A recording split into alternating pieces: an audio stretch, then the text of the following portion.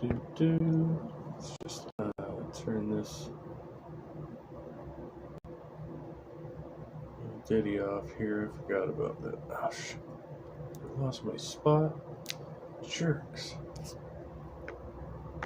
Stark of Iron is on. I just got gifted a channel membership over there too. And Tog.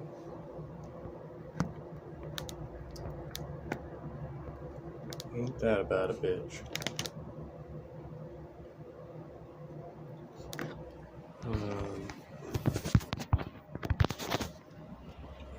First off.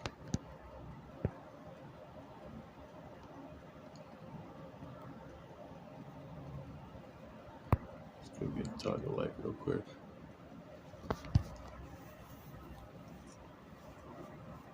I asked Ace if grace equals favor. I made sure, and I even circled this, like this is 2 Ace.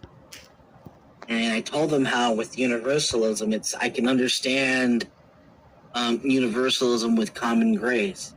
That would seem to be fulfilling. But there's also common grace isn't what's going to save you. It's just the goodness of God's heart. And it's favor that is unmerited because it goes throughout all. But he even says grace itself is favor. So then I asked him, is grace mercy? And he said, well, no, they're not the same. So I told him, do you think he can learn a little bit more? And here we are watching this video. And my argument is that salvation lies on mercy. That's gotta be pretty.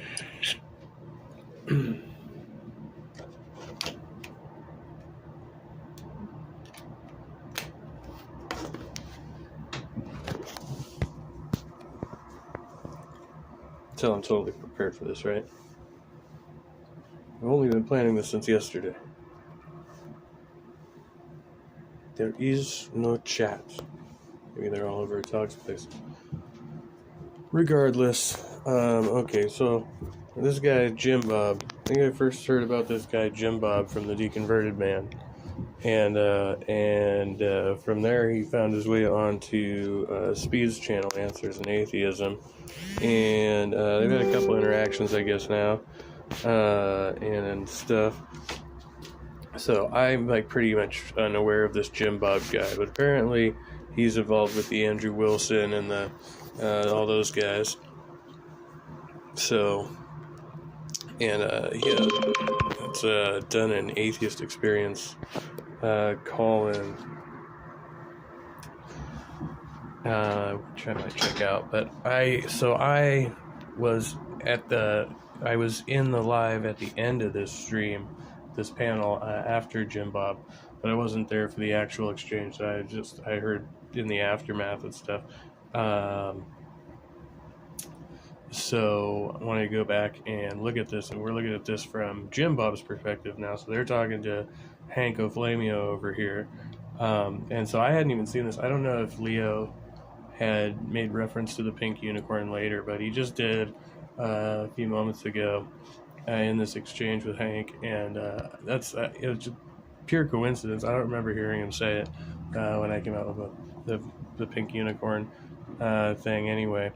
But regardless,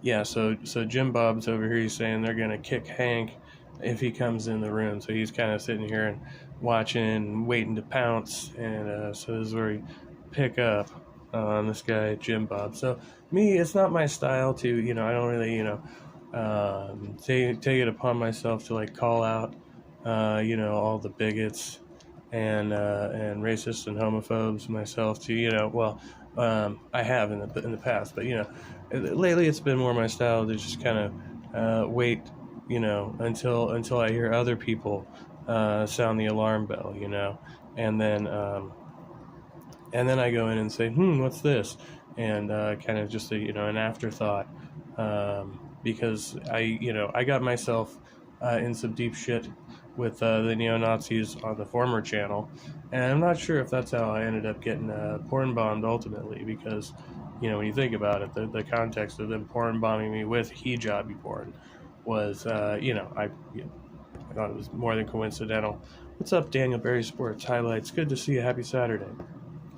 This is Saturday morning, 12:17 in the a.m. here. So Jimbob is obviously very pleased with himself. He titled his video "Jimbob Wrecks Atheist Panel," so that's fun. Always gotta love that. So, and I know most of the people on this panel. I've interacted with most of them in some way. So it's going to start out with Hank and Leo here, and then I guess Jimbob's about to pop in and wreck the party. So specific definition typically of what God is. So when Hank is using the word God, he means something different than what the word means in the circles that Leo runs in. And I just want to make sure that people aren't talking past each other here. So I talked to Steve McRae, and I had this issue with him too. What he means by God and what Jimbob meant by God isn't even the same thing. It's not the same object. So why don't you tell us what you mean by God? By God, I mean object of worship. So object means something you can imagine or draw. Literally nobody means that by God. But if you want, that's what you mean. Sure. Money is God. Hey, celebrities are God. No need to yell. Did he? I don't understand. Did he want my? Are we panel hopping? Hank, You already gave it. Hank beat me to the punch. The object of worship, which makes money a god, which makes celebrities a god, which makes pretty much anything a god. And at that point, what you've done is you've defined God in a way that renders it effectively useless as a term. Yeah. Well, that's just your opinion. It's not really an opinion. I mean, anybody who understands linguistics is going to say, if you've defined God, I just have to make sure apply to effectively anything, then it's an effectively useless term. Yes, it doesn't distinguish itself from anything to make else. sure. Yes, and if you define God, when I join, you guys hear my audio. Then it's also useless term. So I don't know audio who defines God as non-existent. I don't define God as non-existent. I define God as any supernatural I have to think being about this, that is actually. at least all-powerful. Streaming the stream. Show me a supernatural being. On I Explorer. don't think supernatural things exist. I'm joining. That's not Leo's job. On Chrome. That's actually the question. Show me a supernatural being. In principle, you can't show a supernatural being. Well, in which case, what is the point of arguing about one? We're arguing over the supernatural being. I Certain place, I will find that supernatural being. That supernatural being will interact with me. We can have a back and forth, maybe a corned beef sandwich. I don't know what the hell we're even talking about here. It's simple. If you can see it, it's natural. Chrome. Well, we can't see electrons, but electrons are natural. Check. If I showed it to you and you can measure it, it would be natural. There's no You would have to show you a supernatural anything. We can see the effects of electrons. We can put together the principles of chemistry through an understanding of the way electrons work. Do you guys hear an echo right now with my voice? Can you guys tell me if you hear an echo right now with my voice? Check, 1, 2. Do you hear an echo? Do you hear an echo? Check, 1, 2. Talking over people, Hank. I don't understand. No echo? Okay. Hank, real quick, are you here to propose that there are supernatural beings? Negative. Okay. What are you here to propose? If something does exist, it's probably not that or the Muslim God or not that Muslim God. So I don't believe. I'm not defining any God. I'm just asking, what's your definition of God? If something does exist, can you provide me with evidence to believe? Can y'all hear that God? Can you hear? Can you hear now? Of God is an object of worship. Can you guys hear both now?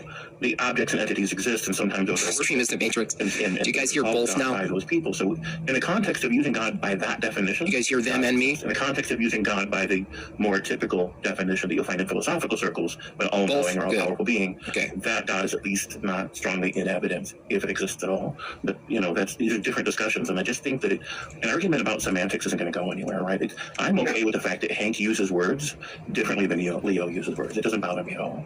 I've seriously considered the vast spectrum of ways that people use the word God, because Einstein, for example, believed in the God of Spinoza. Well, the God of Spinoza doesn't meet Leo's definition of God. But I do, at the same time, agree with Leo that if we allow for the word God, or any word at all in English in the language, to mean whatever we want to see what's going on here, then now we have a word that isn't useful. because then when we have a discussion that uses the word God, now we have to take the time to define what we mean by God. If we're going to have to take the time to define the word God so that people know what we're talking about, we might as well not use the word at all. It's doable though, right? Offer the definition. It's not like awful, right? And then go forward. Okay. Yeah, I agree. So if you mean the Abrahamic God specifically, let me. Hey, if you want to come on my channel at some point and talk about this, I'd be open. All right, do we have Jimbob? Hello. Can you hear me? Yes. Oh, hi. Speed, are you there? Speed went and laid down, I think. Oh, Speed had to go do something. He said he'd be back after Hank. Oh, okay. I'll give him a call. Anyway, sorry about that, Jimbob. Okay, the way this is situated, I'll bet my chat is right up over his face if there is any. And my, let's see, I can preview it. Oh, but I can't see the, well, whatever. Doesn't matter. So yeah, I guess I wanted to start with, can you define what an incel is? We're not talking What's about that have to do? Oh, it's the title of the stream, that's why. Has nothing to do with what we're talking about. Oh, the title of the stream has nothing to do with the actual stream? That's interesting. Okay, got it. Gotcha. Okay. All right, just wanted to check there. All right, so it seems that it's actually Answers in Atheism that wanted to talk to me, right? Yes. So did you want to go ahead and make your case against this critique of physicalism? Yeah, let's see here. Where's that? Okay.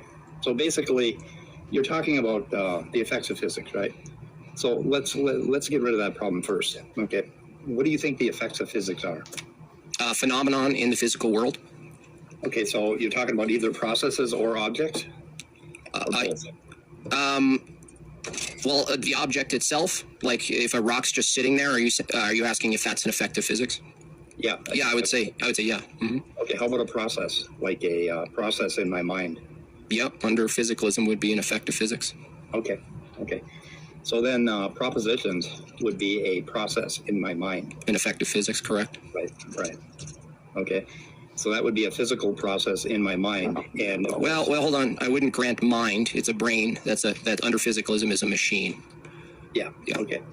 But we have this thing that we refer to and we feel we have a mind, right? Well, I don't care what we feel. I'm talking about someone who's holding a strict physicalist position, that all there is really physical events or objects and behaviors in the world. And so from that view, the feeling of having a mind is not really what we're discussing. So am I a physical object? Am I under physicalism? Yes. Am I an organism? Mm-hmm. Okay. Do I feel that I have a mind? Do you feel that? Yeah, that's irrelevant. What's in question? No, it's irrelevant. It's not. It would be another object of physics. The feeling would be another object in space. Yeah. Right. Okay. So I feel like I have a mind. Okay. Mm-hmm. And inside my mind, I feel like I have a proposition that the tornado is in my backyard right now. True or false? Okay. Okay. That would be an effect of physics. Yeah. That process would also be a referent.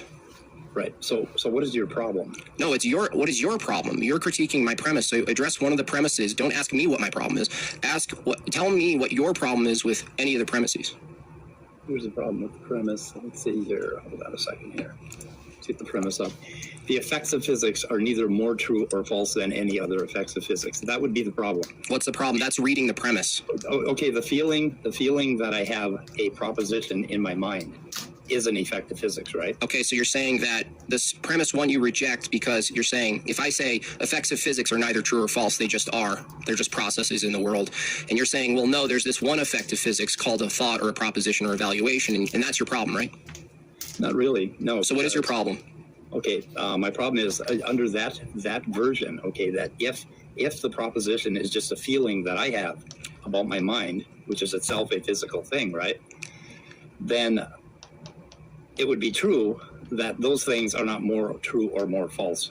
Under physicalism, is it true that a thought, a feeling, an evaluation, a proposition is all just an effect of physics caused by the object called the brain? Yes. Okay, so if it is true that what you call a proposition is in fact just another effect of physics determined by these laws of physics and processes, right? Right. Now, what this forces the physicalist to do is make this meaningful jump between effects of physics, which we all agree as we observe them, right? Take propositions out for a second.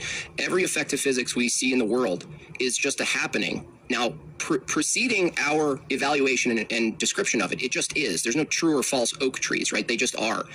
There's not a true waterfall, right? It's not propositional, correct? Right. Okay, so what I'm forcing in premise one is the physicalist to make some jump between a physical object out in the world and a physical object out in the world called a proposition. And what's the meaningful distinction from that view, right? We all agree that every effect of physics, every phenomenon we observe is not a proposition. But there's this one thing that's propositional, that's one effect of physics that we know of. Only one is a proposition or an evaluation. So I'm wondering how you make the jump without special pleading from a physicalist view. Okay, but if you're doing an internal critique of physics, then of course I'm going to use physicalism to explain what a proposition is inside of a human mind, right? Well, no, not a mind, inside a brain. You see my little diagram? Well, no, that's a problem. Okay. Yeah, that is a problem. We have this feeling about mind, and that involves this thing right here. We have a feeling about feeling, is what you're saying. Okay, you see this right here? Okay, that's basically your brain. Okay, and inside of your brain, we have all these things called language and culture, and Are you talking from your view right now, or the physicalist view? From the physicalist view. Okay, so what? Okay, but here's all I really need from you is, what's the meaningful categorical distinction between objects in the world and propositions? Okay, propositions are things that we feel we have in our mind, and those are very different from objects. That's tautological, okay? That doesn't mean it's wrong. Hold on, Leo Felix, I'm talking to him. He challenged me, okay? Don't dogpile. Don't dogpile, okay? What, are you scared? Scared to be dogpiled? No, it's just not the agreement, okay? Listen, if propositions under physicalism and feelings are objects in the world, I'm asking you, what's the meaningful distinction between feelings or propositions or evaluations and other objects in the world? Okay, what kind of objects in the world are propositions? Tell me. You're asking me a question when you're making the statement that there's a categorical difference, and now you're asking me a question. I'm asking you a question. It's not my claim. Okay, no, you're the one that said that propositions are objects in the world. Under physicalism, are propositions objects in the world? No. I'm not talking to you, Leo Filios. That's fine. I'm still in the room, and I can still comment. This is an agreement. Okay, you guys going to keep the agreement? You wanted to talk to me, answers in atheism. You're going to let people jump in and dogpile, yes or no? What agreement? What agreement was there? I'm asking to talk to Answers in Atheism because he's the one who challenged me. Now you have 6 panelists who all are going to be oppositional to me, and now you can't help yourself. You guys can't help yourself. Your boy's in trouble right now, and now you're going to save him. You're going to save him? Okay. Okay, you're going to save your boy? You're going to jump in and save your boy because he's in trouble? I'm going to admit. Brother. Yeah, that's what I thought. You really need to mock people's That is what fear Are looks you making like. fun of Scott's voice? All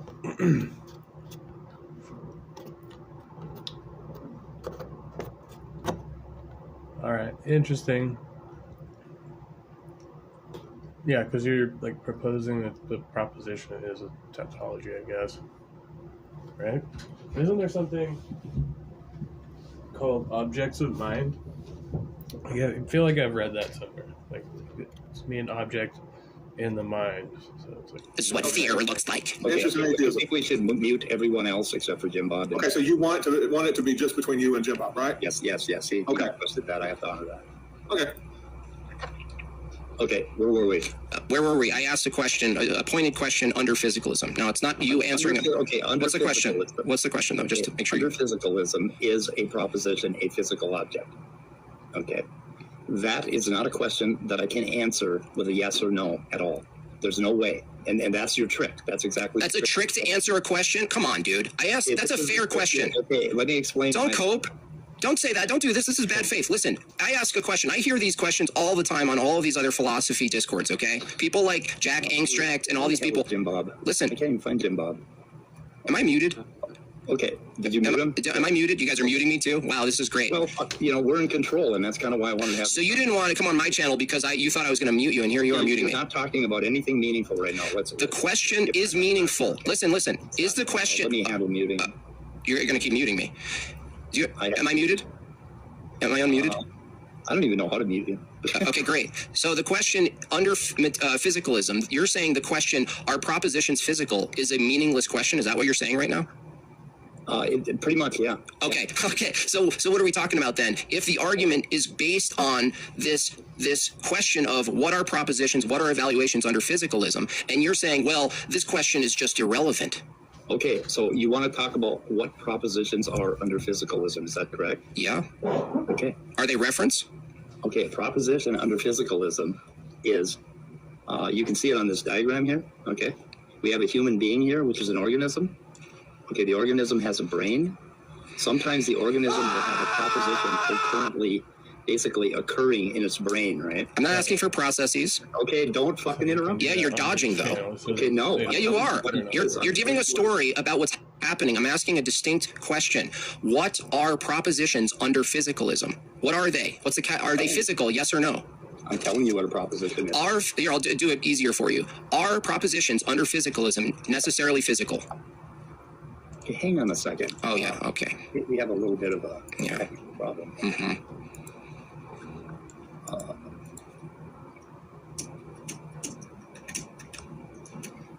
Okay. Anyway, I had to ask a question. Okay, propositions under physicalism, okay, are not strictly physical objects. Okay, physical objects in the universe are just that. Okay, so what are they? Okay, propositions are things that exist in our language game, in our minds, in our folk psychology. The words that we use to communicate something to each other. Okay, great. Let's stop with that one. Under physicalism, what determines whether something exists or not? Whether something exists or not. Under physicalism, what is the standard by which they determine something exists or not? By which okay, that's different than whether. No, it's not. Oh, it is. If a physicalist, determine it. Listen, answer the question. Determine it. Answer the question. What? Scott, read your message. Okay, so under physicalism, what constitutes existing? What constitutes existing? Under physicalism. It's brute. Brute. You mean concrete? You mean concrete? So is physical another word of saying that? Yes. Okay, yes. Great. So your statement, okay. It exists in space, time, coordinates. Great. So you said just before, I asked what a proposition, and you said it's not strictly physical, and I'm asking what else could it be? What else would a proposition be under physicalism? If you're saying propositions exist, and you just admitted that means brute, right? That means concrete, that means physical. What else would it be other than strict physical? Okay, the only way for there to be a proposition under physicalism is if you will currently have one in your mind. Mind? You can't justify mind under physicalism. Brain. Please use the word brain. Yes, I can. No, you can't. What's a mind under physicalism? We'll do this. We'll do it again with this one. What's a mind under physicalism? Is that propositions exist in mind. They don't necessarily exist in brain. Okay, so what is a mind under physical? Okay, now you're outside of physicalism now. Now you're taking a dualistic approach right now under physicalism that says there's a mind that's distinct from the brain. Now can you justify that under physicalism? I'm taking a dualistic approach. Can you justify a mind, what it is, under physicalism if it's not the brain? Yes, it's what we feel we have. Is that reduced to things in the brain? Yes. Okay, so it is the brain. No, not just the brain, the body, and the mind. Oh, so you mean physicality? Physicality. So what's the distinction between a brain and a mind? Okay, the mind would supervene on the brain, and the mind is something that we feel we have as organisms. And the problem is, this is circular. This is ridiculous circularity. Okay, why are you over? Because you're speaking gibberish. Okay, you're saying this. Yeah, I was going to say this is talking about the actual process or the function. Yeah. What you're saying. Listen to what you're saying. All feelings and thoughts are identical to the brain under physicalism. They're identical to matter. Okay. So when I ask you what's the distinction under physicalism between the brain and the mind, and you say the mind supersedes, we have feelings about the mind. Supersedes. Okay, supervenes. The mind and feelings are objects in space in the brain, right? Okay, you and I are two different organisms. You and I are two different organisms making squeaking sounds at each other. Right? Are feelings reduced to physicality of the brain under physicalism? Not just the brain, the body, and the environment. Are feelings reduced to physicalism? Yes. Okay, so there's no real meaningful distinction between the brain and what you're calling the mind, because when I ask you the distinction, you resort back to physical things. No, there is a distinction between. Okay, what is it? Categorically. The brain is far more encompassing than the mind. That's really beautiful poetry. What's the categorical distinction? The categorical distinction under physicalism between a brain and a mind. Well, mind doesn't exist under physicalism. The mind doesn't exist. Now you're talking about the mind under physicalism? It's an illusion that you have. How do you know what's an illusion and not an illusion under physicalism if you reduce your own mind to illusory? You're an illusionist, Speed. I know that. I am kind of. Great. So that's the end of the whole. That's the whole end of the whole. It describes experience, right? Like you have to have a mind in order to have an experience. Thing. Quit over talking. So no, well, you just have a brain and have no experience, like, or like, you know, like if you're like, you know, vegetative or whatever, maybe you'd be having an experience, but it's not like it's not a physical experience, just a mental experience. Your own position, because the thing you're referring to that does evaluations, including the evaluations of this conversation, is illusory. It's an illusion that we have, yeah. So you think you're now arguing under physicalism that you can come to deductive, inductive, and other forms of reasoning to conclusions from a thing you're starting is illusory. How do you know your conclusions aren't illusory under this? Environmental, it's genetics, experience, understanding. Of course, because we have a brain. Oh, now we have a brain that supersedes the mind. The mind is okay. What? You just contradicted yourself. You just contradicted yourself. That's another big discussion. Yeah, you just contradicted yourself. Back to your premises. You just contradicted yourself. Would you like to acknowledge it? Are you going to mute me? Yeah, they're muting me, guys. Then it's physical. Okay, something is going on physically. The mind supersedes the brain. A proposition is physical. The mind supersedes the brain. That proposition is true and false. Then I'm doing another process called evaluation. And that, too, is going to be a physical process. And there's no problem with me coming up with a correct statement. You mean your mind? What is true and false. You mean your mind? Do you understand that? Wait, you mean you? You understand wait, it all. You're saying you mean your mind, right? Yes. So the thing you denied. Hold on. You just asked me to respond, and now you're interrupting. You muted me, and you just asked me to respond, and you just talked over me. Okay, go respond. Thank you. You just said we or you can come to conclusions about these things, right? I'm asking, the you that you're referring to is the mind, which you just declared is illusory. Do you understand? The me is not the mind. What is you then? I'm an organism. Okay, so the organism supersedes the mind now? I'm basically a physical object. Yeah, great. So you just said we can come to conclusions using our brain, right? Yep. Okay, so okay, great. So the brain evaluating the brain under physicalism? Okay. Yes, it can. Okay, great. Okay, so where is the observer in the brain that's evaluating the brain if it is the brain? There is no observer in the fucking brain. So what's doing the evaluating of the brain? A process in the brain. The brain's evaluating the brain, right? Under physicalism? Process. Right? Okay. So if one process is okay. Hang on a second. If one process interacting with other processes. Yes. And we have the illusion that is our mind making an evaluation. So you're having an illusion. You're having a potential, illusory event right now. Yeah, but illusion doesn't mean false. Okay. How do you know an illusion is? To say something is an illusion, don't you need a vantage point? Yes. So what's the vantage point? If you're saying the mind is illusory, you're using the mind to determine the mind's illusory. So where is this privileged position? The privileged position is that we are talking about two organisms, A and B, and you and I are C and D. Okay, now that doesn't answer the question. Okay, no, it does. No, it doesn't. What did I ask you? Okay, we're talking about physical things in the brain, right? So we are necessarily talking in the third person. We are talking about a physical. Oh, there's brain. Persons now. I get it. A third person. Gotcha. We have persons A and B, okay, which could be Scott and Leo. Okay. And they're evaluating something. Well, they're not evaluating. Hold on. Who's no, listen. Dude, this guy mutes. This illusion. This guy mutes. Because you won't let him finish the fucking sentence, and it's his fucking show, bro. Like, really. Or Wooly, good to see you. Morning. Yes. Ain't it a lovely morning? Take a slight break. Yeah.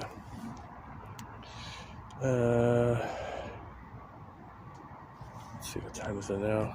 12:41. And the fog's come down. The wind is not as bad as it was earlier, so, and it was pretty chilly out here earlier. The fog is beautiful out. I wish I could show it to you.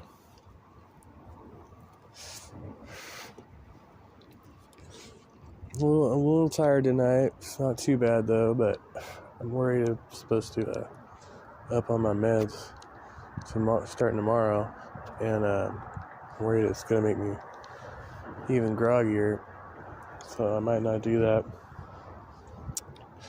But yeah, I signed up for an extra 4 hours in the morning. I was going to do another open room in the morning, but yeah, I'm going to have to work instead. So we'll ride this one out. Yeah, there's an interesting back and forth between these two, actually. Can't help but just keep talking speed, and it's like, dude, it's not your show. You gotta let the host, challenge the host. You let him finish his sentences. Fuck, man. Are you unmuted now? No, you guys keep muting me. It's kind of interesting. I keep muting you because you keep over talking. You keep referring to these people as these independent evaluators, right? But under physicalism, which is we're discussing, they are objects in space running their laws of physics-based course, right? That they're just operating based on previous circumstances, right? Like dominoes, okay? Now, the question was, you said the thing doing the evaluation is just a mechanism in motion.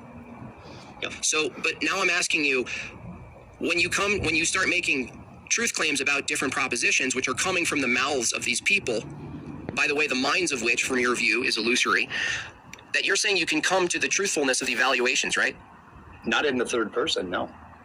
So, how do you know which mechanisms are spitting out true outputs?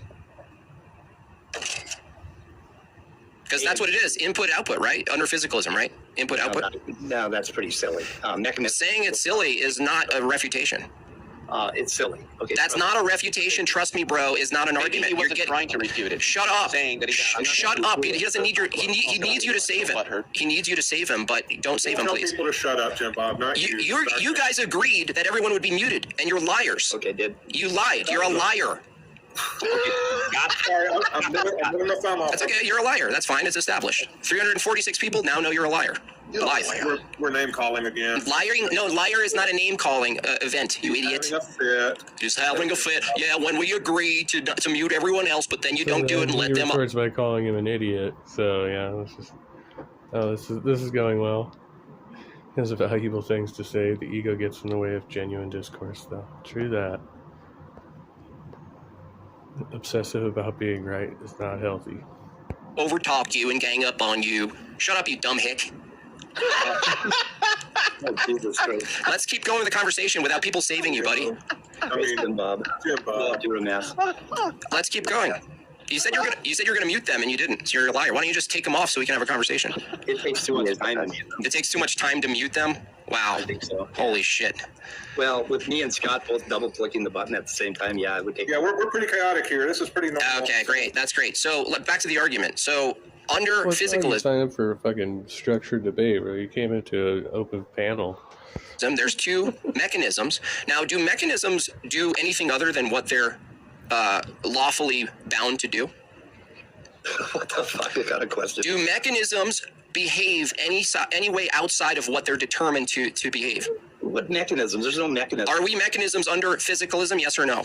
No. We're not. What are we then? No, we are. No. Yes, we are. They behave according to their nature, their natural processes. We are complex interactions in space-time, and it's really complex. That's what mechanisms are, though. Not a mechanism. That's what a mechanism is. No. Mechanism. Literally, yes. Mechanisms are interactions between complex parts. No, the mechanistic idea of human beings is bullshit, Leo. That's not an argument. I didn't say that. You do not have an argument with me right now, Leo. You can't even refute Leo. Saying a statement's bullshit is not a counter-argument. Okay. He defined it the same way I'm defining under physicalism, right? We're not talking about whether you agree. Listen, we're not talking about whether you agree with Leo. We're talking about under physicalism, are human beings mechanisms? No. What are they then? Mechanism is a bad word. What does mechanism mean? Bring it up. Okay. We are physical interactions. That's a mechanism. That's mechanistic. You can't have interactions. You can't have interactions without a mechanism, dude. You're not going to call it a fucking mechanism. I think I would call this a process. Like any organic beings are processes, right? Because we have this life cycle, right? Like just saying it's purely mechanistic would be like, I don't know. I don't think it's the right word. Mechanism on this channel. Oh wow. Well, you can't refute. Bring up the definition. And we'll prove to you that under physicalism, human beings are mechanisms. Bring it up. We're not having that discussion. Oh, you're not going to bring up the term that you're trying to refute? You're a coward. You're sidetracking. No, you're a coward. No, sidetracking. Bringing up definitions in an argument is not sidetracking. Okay, you muted again. Bringing up definitions. Yeah, you're going to mute me. Daniel J. Nicholson's papers. Yeah, you little bitch. And all of that talk is a problem. You little bitch. Look up Daniel J. Nicholson. Yeah, look up it. Channel. Yeah, not you though. Christian? He's super petty too. You won't argue it. He will basically straighten you up, but we're not having that discussion right now. Oh, right. We're having this one. Do you think a body is a collection of parts that work together? collection of parts that work together. Yeah, as a body, as a human body, including the brain, a collection. As a biologist, I would never say that. No, I would never. I didn't ask you as a biologist. As a biologist, I would never say that. No. So a biologist wouldn't say. Okay, so a biologist wouldn't say that a body, a human body, isn't a system of parts that work together. I hope not. They wouldn't? Oh, really? That's very interesting. Wow. I think most biologists would. Yeah, that's really interesting you say that. Any biologist who knows what he's talking about. Oh, that's a good one. Anyone who knows what they're talking would agree with me, but most, as Leo would say, would disagree with you. So there's really not a lot of biologists. You really like. There's not a lot of biologists who know what they're talking about. You like to get away from the original discussion, don't you? No, I love the original discussion. Okay, you want to get away from the original discussion? No, I don't. Let's go right to it. What a proposition is physics. What? Is it weird that he's got his own? He's got himself up, or is that because their panel was watching his video, so that's on speed screen? I guess is why it's behind him like that. Just tripping me. Proposition is under physicalism. Right, under physicalism. Is it physical? No. Okay, we have up here two human beings, two organisms, A and B. Mm-hmm. They would call it Leo and Scott. And they're talking about whether or not there is a tornado in the backyard. It's weird because I don't see him on speed screen right now. Right? In Iowa. Okay, we'll say in Leo's backyard. Is there a tornado? So they have a problem. Don't dox him. They both have in their mind, right? Okay. So that means that something is going on in their mind. No, I don't grant mind under physicalism. We already went through this, dude. Something.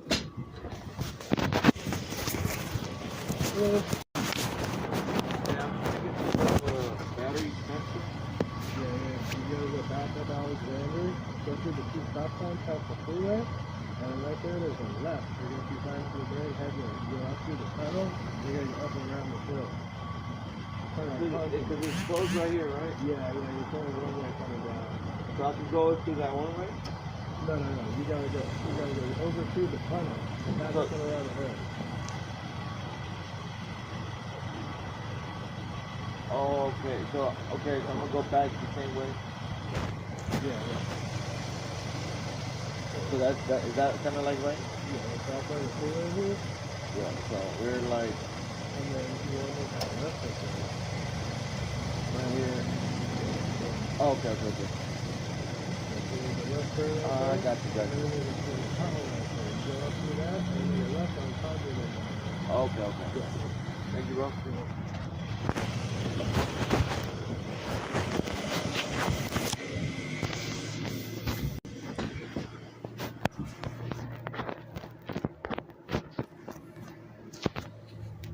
Sorry about that.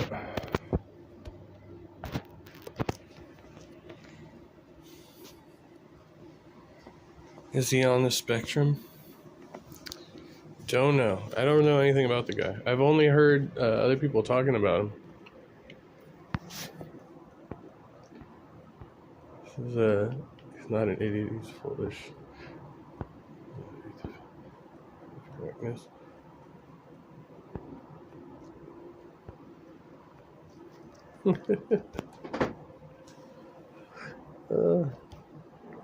Is going on in their brain. Yeah, their mechanistic brain, yes. Go ahead. Okay, and something's also... Hey, Cher, good to see you. Yeah, I only know Jimbob from what I've heard about him. I've never actually watched him before, so essentially, like I've seen like the reviews or whatever. So I watched a little bit of his stuff before I went and started watching this. So interesting character. Going on in their eyes and in the yard. Right, more mechanisms in motion. Okay, there's all kinds of things going on right here that basically are creating that proposition. Right, physical processes, right? Just to be clear, physical processes are creating the propositions, right? Correct. Right. Are they determined? No, this is called a clarification. Shut your big dumb hick mouth. Jesus Christ, dude. Holy fuck. It's a clarification. It's not the thing he does, like he'll just get increasingly more like volatile to just start I think when he was muted, he was called speed a bitch, too. If you want to keep calling me those names... Oh, shut up. Shut up, you old boomer. We'll grant you that you're not an incel, okay? Will that make you feel any better? Yeah, you're not... Yeah, well, I'm not going to sign up. Let's stay focused, Spurgies, okay? Listen, propositions are determined by the mechanism called the body. I'm sorry, I just did that because I wanted to. I do apologize. I apologize, Jimbob. I am a lesser being than you. I'm not as good as you. And of course, I'm a hick. So I'm sorry, I just did that. It's a way to trigger people. You know, just give him time. He'll let all of his prejudices out at some point. Yeah, go ahead and spew, sir. Yeah, he's letting them fly. Okay, Jimbob. Okay, we're going to get back to the argument now? We have Leo A and we have Scott D. And we're talking about a tornado in the backyard of Leo's house. You don't mean, wait a second, hold on, just more clarification. You don't, by they, you mean it's, right? They're it's, they're objects? Under physicalism? Call them they. Well, no, they're not beings, they're objects, right? Of course they're Excuse me, my pronouns are God. Leo, See, I'll ask you, Leo, because he's not going to answer it. It doesn't take long. This is not a discussion that is about philosophy or justification. Shut up. Or anything else. It's just an excuse. It's just an excuse. Listen, stop Yelp reviewing. If you someone to get their prattle, shut up. Leo, displaying the prejudice. I'll only talk to Leo. Leo's the only one who's reasonable so far here. It's a little difficult to have a conversation with this guy when he's... It's not a conversation. This is why you don't have them. This is why I pretend I'm a woman. But we're playing into it. Oh my God. I'm not. I'm listening to what's being spewed at the moment. I'm not trying to trigger. I'm just observing that this is what's going on here. He's triggered by atheists, you know, and he's got a whole stack of them. So they, Yeah, he's it's gonna get worse and worse, isn't he? All downhill. He doesn't get to run the stream. He doesn't get to even run the conversation. He's gonna start with the ad homs. Okay, I'll just go, personal attacks on everybody. So normally zone out on philosophical arguments, better manners and respect for others. And mine aren't great. Yeah, I mean, I don't know. I tend to try to, Dave was talking about that later on. He was like, if you're coming into somebody else's house and try to act like that, like it's basically what it's like coming into somebody else's live stream, but just start trying to railroad them, just act like a fucking total douche, and then act like you're being, like persecuted if they mute you because you won't let them fucking speak. Like, it's crazy. Like, Leo's the only one that's reasonable. And so mommy joined at the end. Yeah, I heard about that as well. That's what they do. They mute, and then they do this little thing, right? They don't want to talk about the argument, though. His little tiny limbs are probably quivering right now because he got so many atheists. I'm just selling and listening. Right. I think Still waiting for the argument. Yeah, defense response. So A and B. A and B. There's object A and B. They are human beings, as we call them, but they're basically objects in space under physicalism. That's all I asked. Yeah, they're things. Okay, objects in space. Object A, object B. Go ahead. And the proposition going on between them, that means something's going on in each of their little brains. Mm-hmm. Okay. And they're talking about the proposition. And Leo and Scott both see the tornado, and they both agree that it's true that there is a tornado in the backyard. Okay, that's just more stuff happening in the mind. Okay, what's the problem with that? What's the problem with it? They have determined that it's true, that there's a tornado in the backyard, and they both take cover. Okay, what's the problem with that? The problem is that the effects of physics that you admit from the illusory thing called the mind, the propositions themselves are more effects of physics that are determined by biology and physics and neurophysics, neurology. So the problem is, if two objects are determined by the laws of physics to say what they're going to say and see what they're going to see, then the thing you're calling evaluating between two objects is seeing a tornado, right? More effects of physics. They're more effects of physics, right? So the effects of physics called a proposition is now another referent or object in space. Yep. Okay. So, admittedly, from Breakfast Tacos, he first said no, referents are not propositional. Propositions are about the reference. Then he later admitted that under physicalism, propositions are now a new effect in the world, and they are the new referent. Would you agree? Okay. Yeah, especially if we're down here. Okay, me and you are talking about Scott and Leo. That's what we're doing. We're trying to analyze them third person. Mm-hmm. Okay. Yep. And so Scott says it's true that there's a tornado in Leo's yard. Leo says it's true. That means that their brains have gone into a certain state. A true state, basically. True state in reference to that proposition. What's the problem? No, that's begging the question. Determine what's in question is true, right? The term true, right? That assumes evaluations are not completely determined by physics. This is completely determined by physics whether or not they come up with a true proposition. Okay, great. So if you're determined to come to brains, now listen, if their brains we said evaluations are determined by the minds. Yeah, a little over my head. I know. I think we're still on track though. He's just playing word games at this point. If there's a tornado in the backyard, then both of them are going to dart under some sort of landscape. Right. Okay, great. I got it. So do you think if there's two trees next to each other, is one true and one's false? Nope. So under physicalism, why is it how are you jumping to the case that two brains next to each other producing different things are true? The proposition that the two trees are next to each other would be true or false, and you observe that that doesn't make one's true and one's false. Because the brains are in a state that say it's true. No. That's begging the question. No. Yes, it is. No.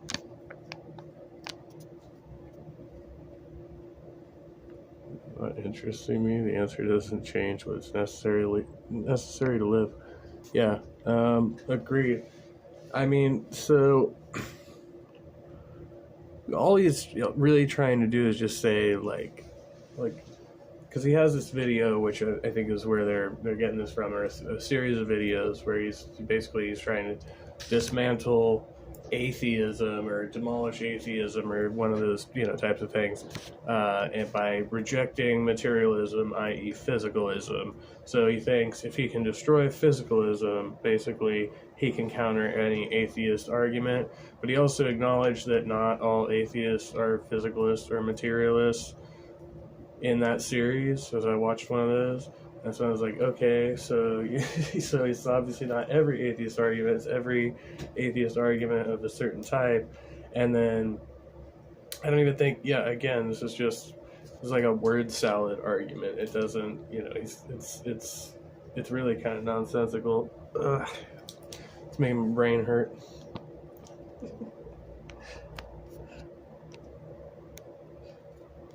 You're just asserting that something's true. I asked you, what's the meaningful distinction under physicalism between two trees sitting next to each other that are effects of physics and two brains sitting next to each other that have this thing happening, this phenomenon, right? That is completely consistent with their nature, right? That they're just doing, that's just happening, unfolding, no different than trees growing certain leaves. I'm asking you, what's the propositional states brains do? I know that's question begging. No, it's not. Yes, it is, Leo. No, it's not. Yes, it is. I'll tell you how. It's special pleading. You're special pleading. You're special pleading. You don't know what's special pleading. Yes, I do. Yes, I do. Yes, I do. I'll walk you through it if you want, Leo. How did I get out of this? Leo, can I ask you a question? Oh, I just made a statement of truth. Leo, can I ask you a question? Brains have... Leo, can I ask you a question? Propositional states and trees don't. Can I ask you? Brains have doxastic states and trees don't. That doesn't tell me... States are doxastic states. That doesn't tell me the categorical distinction under physicalism. That just asserts that there's a difference. What? Distinction between what? Okay. Can I ask you a question? Okay, can you I'm okay with it. Up and let me answer the question? What is the categorical distinction? Between two trees that are effects of physics and two brains that are also effects of physics. These are trees and these are brains. Those are so the distinction is subcategories. The distinction, like trees don't have brains, man. I don't know. I've heard people propose that actually the root system is kind of a brain. Organisms, and these are trees. Those are subcategories. Do the trees have a proposition? I didn't ask for subcategorical differences. I asked for categorical differences. What do you mean subcategorical? Those are subcategorical. Okay, you're gonna both talk? Yeah, okay. So here's the thing. Under physicalism, there's objects in the world. Really? Trees? Yeah. And brains. Okay, now I'm asking you, under physicalism, what's the meaningful distinction between two objects that have their own properties that are completely consistent with the laws of physics and they're completely determined by those laws, and brains? These are brains. So I think he's also mischaracterizing physicalism because of saying that everything that arises happens as a result of a physical process, right? Like that's what's meant by that. So it's just like the fact that consciousness exists and it's not in itself physical doesn't mean that it's not arising because of a physical process. Like that's an error. It should be pretty obvious, I think. Like I don't know. I don't even understand how it's still being argued. Like, when you're evaluating him, they might still have a mind, yes. The trees, I suppose. Yeah, these are organisms, and these are trees. These are correct answer is brains. So so you're saying the meaningful distinction is taxonomical. Well, this is your problem. This is your problem. You can't answer the question. You're telling me my problem, but you're not answering the question. This is your problem. You're trying to reduce trees to physical objects, right? Which are they? That's one characteristic they have. Great. But that does not exhaust the differences between them, okay? There are different categories between humans and trees. Well, are you a tree, Jimbob? So you're saying the properties are different? Are you a tree? Will you answer that question? No, but you're saying the properties are different. Do you have a brain? I have a brain. Do you breathe? Yep. Do you eat food? Yep. Those are all physical effects. Yep. Go on. Right. Okay, you want to reduce them, the physical effects? Under physicalism, I don't want to do that. That's a consequence. No, that's the consequence of physicalism. Yes, it is. Of course it is. What else? I already refuted you on this. I already refuted you. You don't understand physicalism. Okay, great. They don't have to be physical objects to be in existence. Like, do animals have personality? I think they do. The brains in deer, monkey, or human? What? Making any definitive claims about mind. Physicalism, the distinction between trees and human organisms is that they are completely different objects. Wow, that's really deep. Right? And you don't want to admit to that. You want to reduce them to the same thing. You want to say, oh, they're both based on my observations. Animals have personalities. Physical objects, so they can't have a true proposition. Why can't you get this through your head? That is wrong with your head. That's not an argument, by the way. What's wrong with your head isn't an argument. Okay, listen. I already went through this with you. Under physicalism, both the tree or anything else in the world, including a human with a brain, is reduced ultimately to physicality. No, yes, it is. No. Okay, what else is it then? Not being ontological. Okay, great. Tell me how that's not the case then. Okay, just because I say they're both physical objects doesn't mean they're identical. I didn't say they're identical. I said in the category. So you acknowledge they can have different properties from one another. Well, if they're different properties, right? You're basically saying there's an object over there and it has bark and leaves, and humans don't have bark and leaves. I'm talking about the jump between propositions being possible. That's what I'm talking about. Now you guys just keep granting yourself propositions and not. No, not. Yeah, you Why are. wouldn't they be impossible? Why wouldn't they be possible under physicalism? Because well, first of all, we're discussing two things here, Leo. One is under physicalism, is a proposition physical? No. Okay, what is it then? If they are they? Oh, hold on. It's an abstract. Okay. Oh my God, you guys are. See, ask him the question and says, "Hold on," before he even has a chance to start responding. Like he has to clarify something. I don't know, and that's what he just keeps doing. It's annoying. You guys are just insufferable. Shut up. Okay, I'm gonna let you and Leo talk for a while because I got you by your skinnies. You got nothing. You're a fucking delusional idiot. You're completely delusional. Go ahead and talk to Leo. You just negated your own mind. You had me by the skinnies, but you negated a mind. You said the mind supervenes the brain, and then I said... I think this is the same thing. I didn't watch the video, but apparently his call into atheist experience, he claims that he gets Matt and Jim to say that their minds don't exist or something like that. I don't remember. Something stupid. My pets have a personality. Not sure about bugs. Pretty good know best. I've had some bugs. I'd say they have some personality.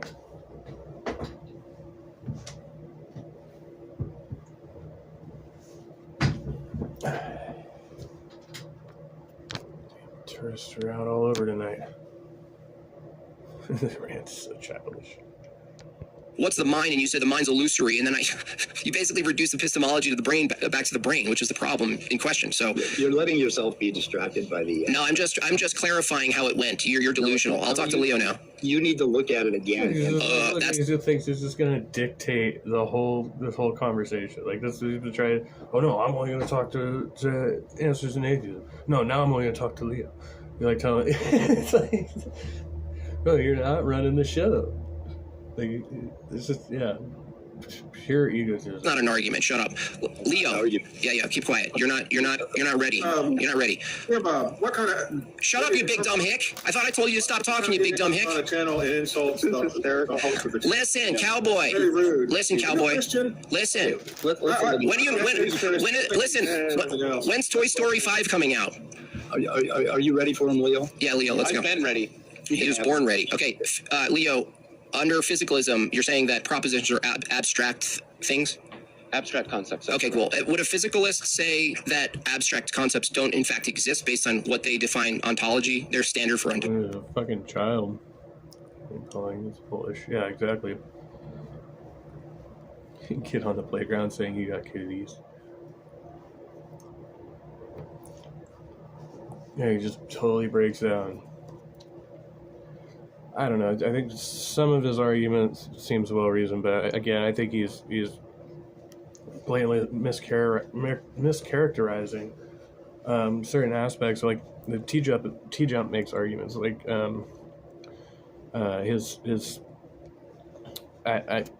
I covered it a while back. Anyway, they're a nominalist like I am. Yes, that's where I got my analysis from. So.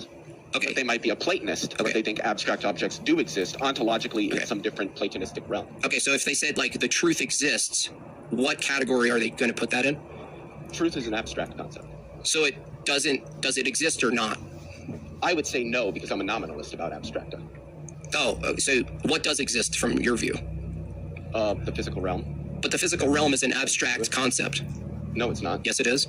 No, it's not. The physical. Hold on. One thing at a time. Hold on. You're hold on. One thing at a time here. Hold on. Let me check my script. Okay. Oh, listen. The outside world is a referent, right? It can be if it's being referred to in a linguistic structure. Yes. Okay. Is our descriptions identical to the objects? Are descriptions identical to the objects? No. Okay. So when you say there's a world out there, is that reference identical to the referent?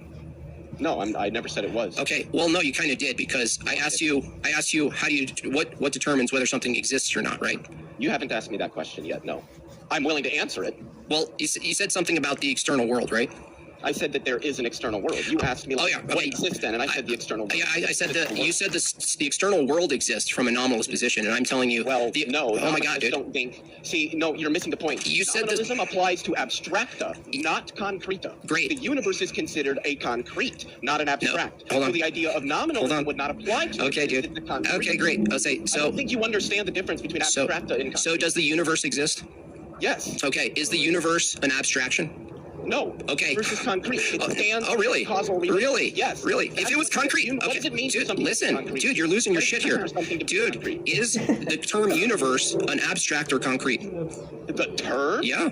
The term in a linguistic structure is abstract. That's right. So what is so the thing you're calling the universe itself, right, requires this other thing that you deny exists. No. The universe would exist if languages didn't.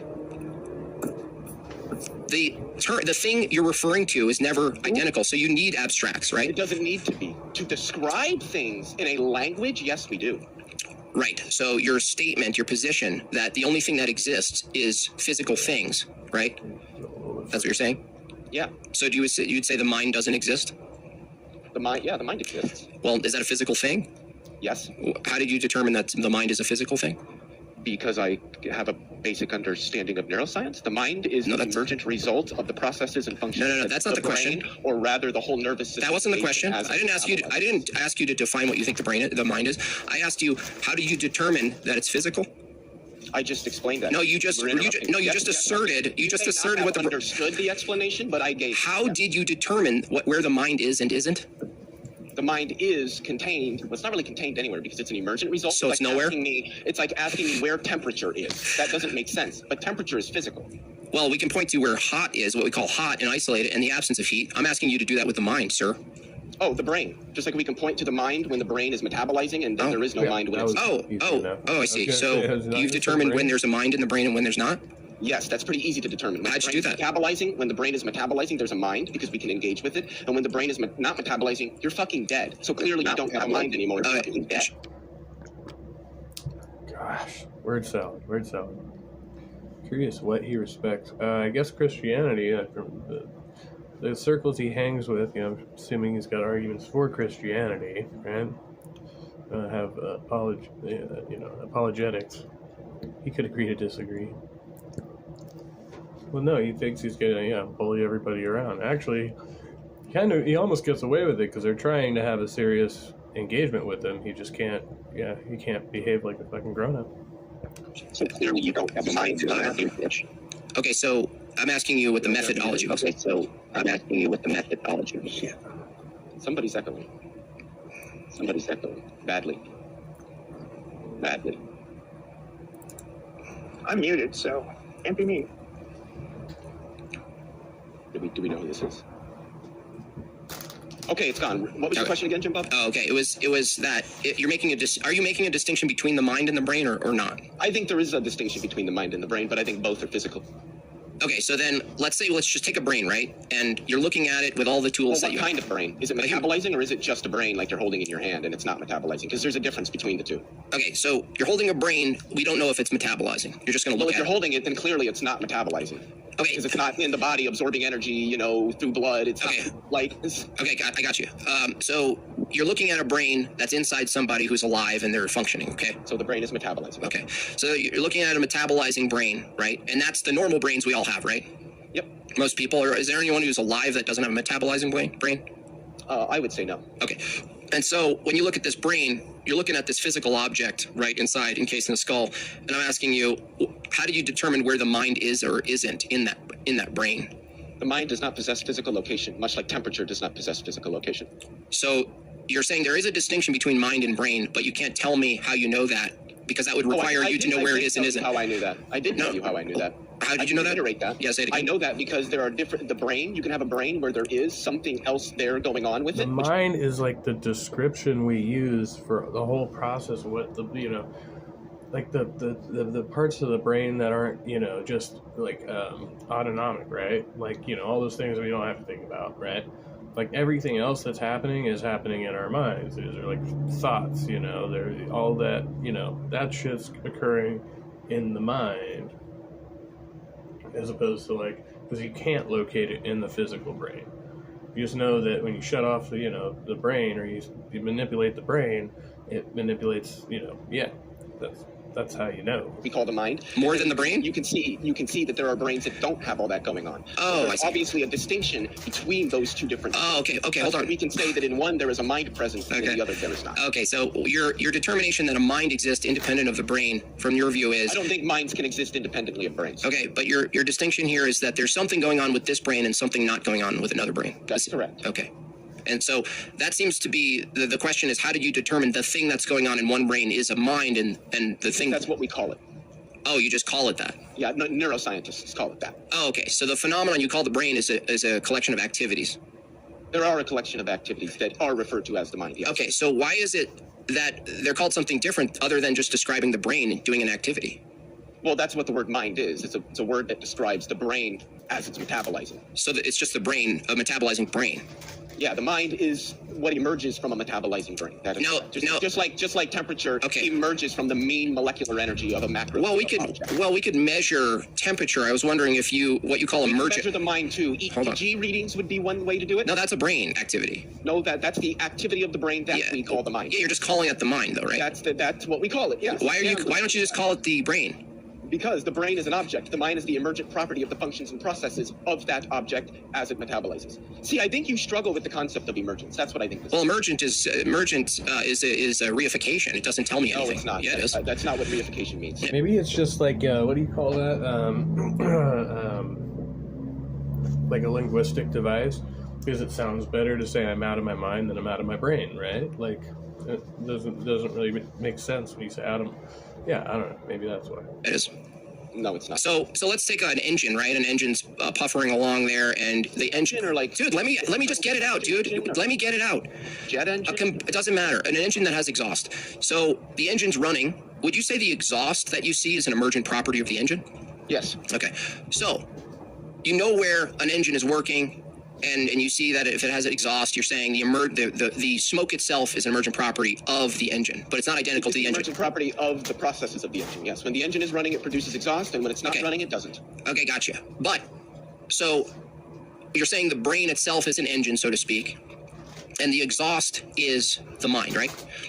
See, I would have, that's not a bad analogy, but I think one that's just a little better is that, the engine is the engine, and when it's running, it produces horsepower, and the horsepower is the mind. So it's a physical force? No. That's what horsepower is. It produces energy. That's the analogy. The analogy is that the mind emerges from the operation of the brain, much like horsepower emerges from the operation of an engine.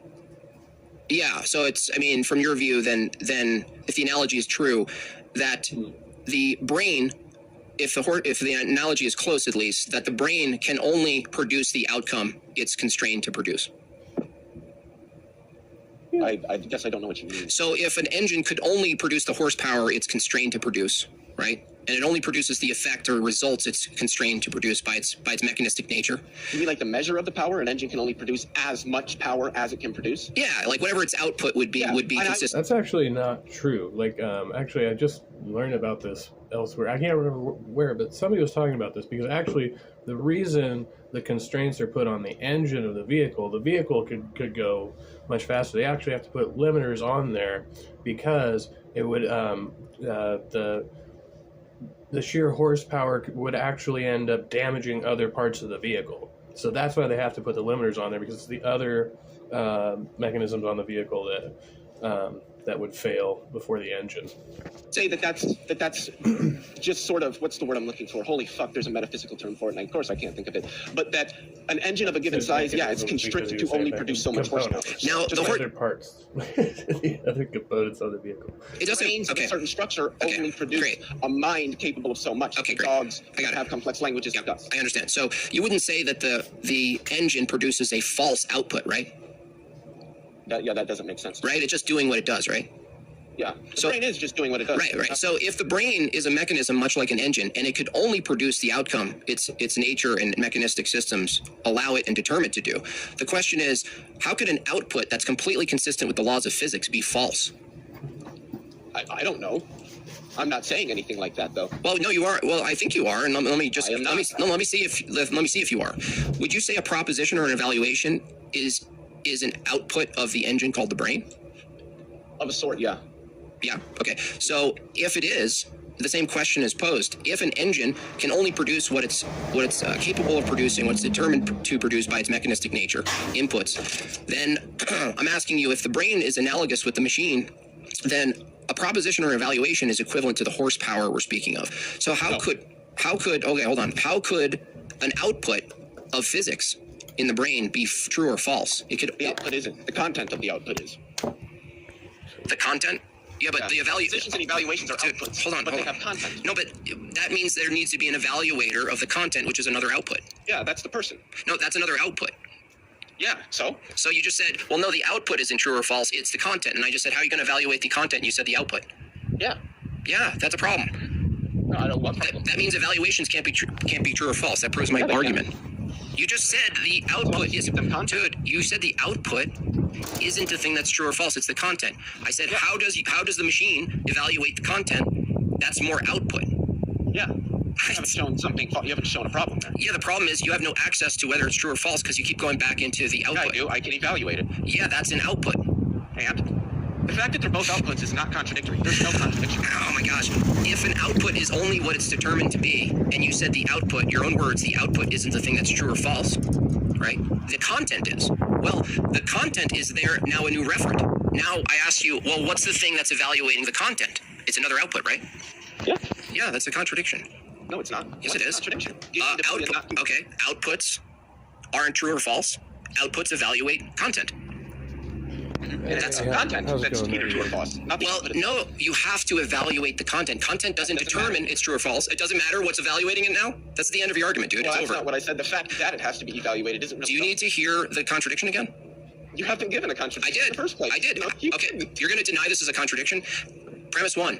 Well, let me ask you. Oh, no, okay, you're going to deny. You don't let me. Yeah, you're not going to let me. You're not going to let me. You're not going to let me. Oh, you're going to go into, you're going to the philosophy talk to obfuscate. One, so tell me under what modality. Listen, simple. Premise one and premise two are contradictions, okay? What premise? I gave no premise. Premise one, you agreed to, is that outputs aren't the true or false thing. The content is, right? Okay. Outputs are not true or false. The content is, okay? Premise two, outputs evaluate the content. Yep. That's a contradiction. Evaluate the content. That's a contradiction. Under what modality? Under what modality? A logical contradiction? Is it a deontic contradiction? Is it an alethetic contradiction? It's self-refuting. What modality is it a contradiction? So you're not admitting. You can't answer this. See, this is what they do. This is what the philo nerds do. This is the philo nerds. The philo nerds?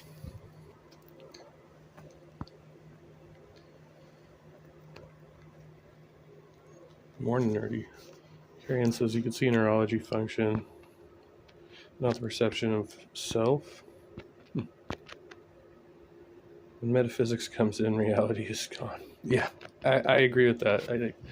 I think metaphysics is bullshit arguments. I don't know. I've heard there's some like rational metaphysics out there, but I don't think I've read any of it. So, no matter what I do, it's what I do with what I know that matters. Philosophies, as Speed would say. Do. They know there's a contradiction, and then they go into these subcategories. Mind you, when he gets muted, right, he called Speed a bitch while he was muted. He fucking, was saying Stephanie's pretending to be a woman while he was muted. He does all this shit, all the way, but then he'll call Speed a coward, while he's so say that to his face. It's like, would you act like this, like in real life towards people? Like, if you were face to face with them, it's amazing.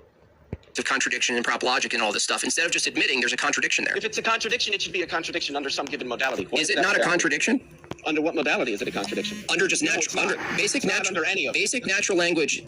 Premise 1 states outputs are not true or false. The content is. I asked you what evaluates the content, and you said an output. Yep. There's no contradiction there. Oh, really? Outputs can't be true or false, and yet they're the ones making. What's going on? Evaluations. Making evaluations is also not true or false. So what's the contradiction? To evaluate the content, right? Assumes, in this physicalist view, assumes that there's another output, right? Yeah. Now what we're asking is whether or not the new content now is true or false, right? Yep. What new content? The new content that's evaluating the previous content. What new content? I'm so confused. You are confused. Output. Yes, I am. Okay, yeah, let me clarify it for you.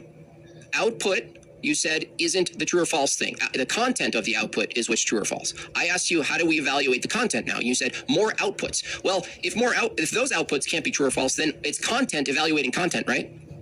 No, outputs evaluating the content of an. You just said outputs can't be true or false. It's the content. So not all outputs contain content. How can an output determine what's true or false if you just said it can't? If it can't, via evaluation. That's what the output is. Yeah. Yeah. I know that. Yeah, That's you know that. You're in trouble. Yeah. The output is the evaluation. You're saying. Well, actually, the output is the mind. The mind does the evaluation. A mind is an output of the brain. That's correct. So what are you saying? I'm saying that output 2 can evaluate the content of output 1, and there's no contradiction there. Okay, so you have brain A and brain B and brain output of brain. I'm starting from brains brain existing. X contains content. Brain A talks to brain B. Brain B talks back to brain A. The argument seems circular. Yes, I would say so. And like he's accusing them of being circular, but. No, and I it starts out with this. He's trying to like ask whether the mind is physical, but he keeps. I don't know. It's. What's up, William? Good to see you. Yeah. Output 2 of brain X evaluates the content of output 1. Right. Right. There's no contradiction. Of course, there's a contradiction. You still haven't given it. I did give it. No, you didn't. Outputs, right, aren't true or false. Evaluations need to be true or false. Evaluations? No, evaluations wouldn't be true theft. Propositions would be true theft. So you wouldn't need to know evaluation is a normative proposition, and then you evaluate the proposition to determine whether it is true or false, right? Well, evaluations under the physicalist view is an effect of physics. That doesn't matter. Yeah, it does matter. No. Yeah, it does. Yeah, it is. Let's say I'm evaluating something. How do you know I'm properly evaluating something? I don't. How do you know anyone's properly evaluating something under physicalism? If they arrive at, well, it depends. If we're talking about something with some objective truth, then we can just look at the objective truth and see if both minds come to it. If we're talking about something that isn't objective, that's mind dependent, then there is no I get it. So true or false way. Just appeal to the, got it. So appeal to the thing in question. Evaluations are normative processes. Well, no, I mean, that evaluation under physicalism is in question. So when I ask you, what's the methodology? He might be on the spectrum. Like, is that whole, like, zoom in on the face thing that he does? I saw him do that in another video I was watching. Apparently, he debated AJ, Atheist Jr., and did that shit, too. And it seems like he cracks himself up with that. Like, yeah, I was like, that's just kind of weird to me. Under physicalism to determine whether evaluations themselves are accurate or not. You just reasserted the process of evaluation. That's all you did. No, I didn't. Yeah, you did. You said you go to the mind. You go to the mind. Would you like me to reiterate what I said? First Steelman, the question about truths that are. So how does under physicalism, how do we know that a mind is evaluating something correctly? If it's an output, right? Yeah. How do you know an output is correct? I said that says, well, it depends on whether it's true. It can only be correct if it's truth apt. Not all outputs are going to be truth apt. So there is no way to do that if the output isn't truth apt. So does an evaluation come before a proposition?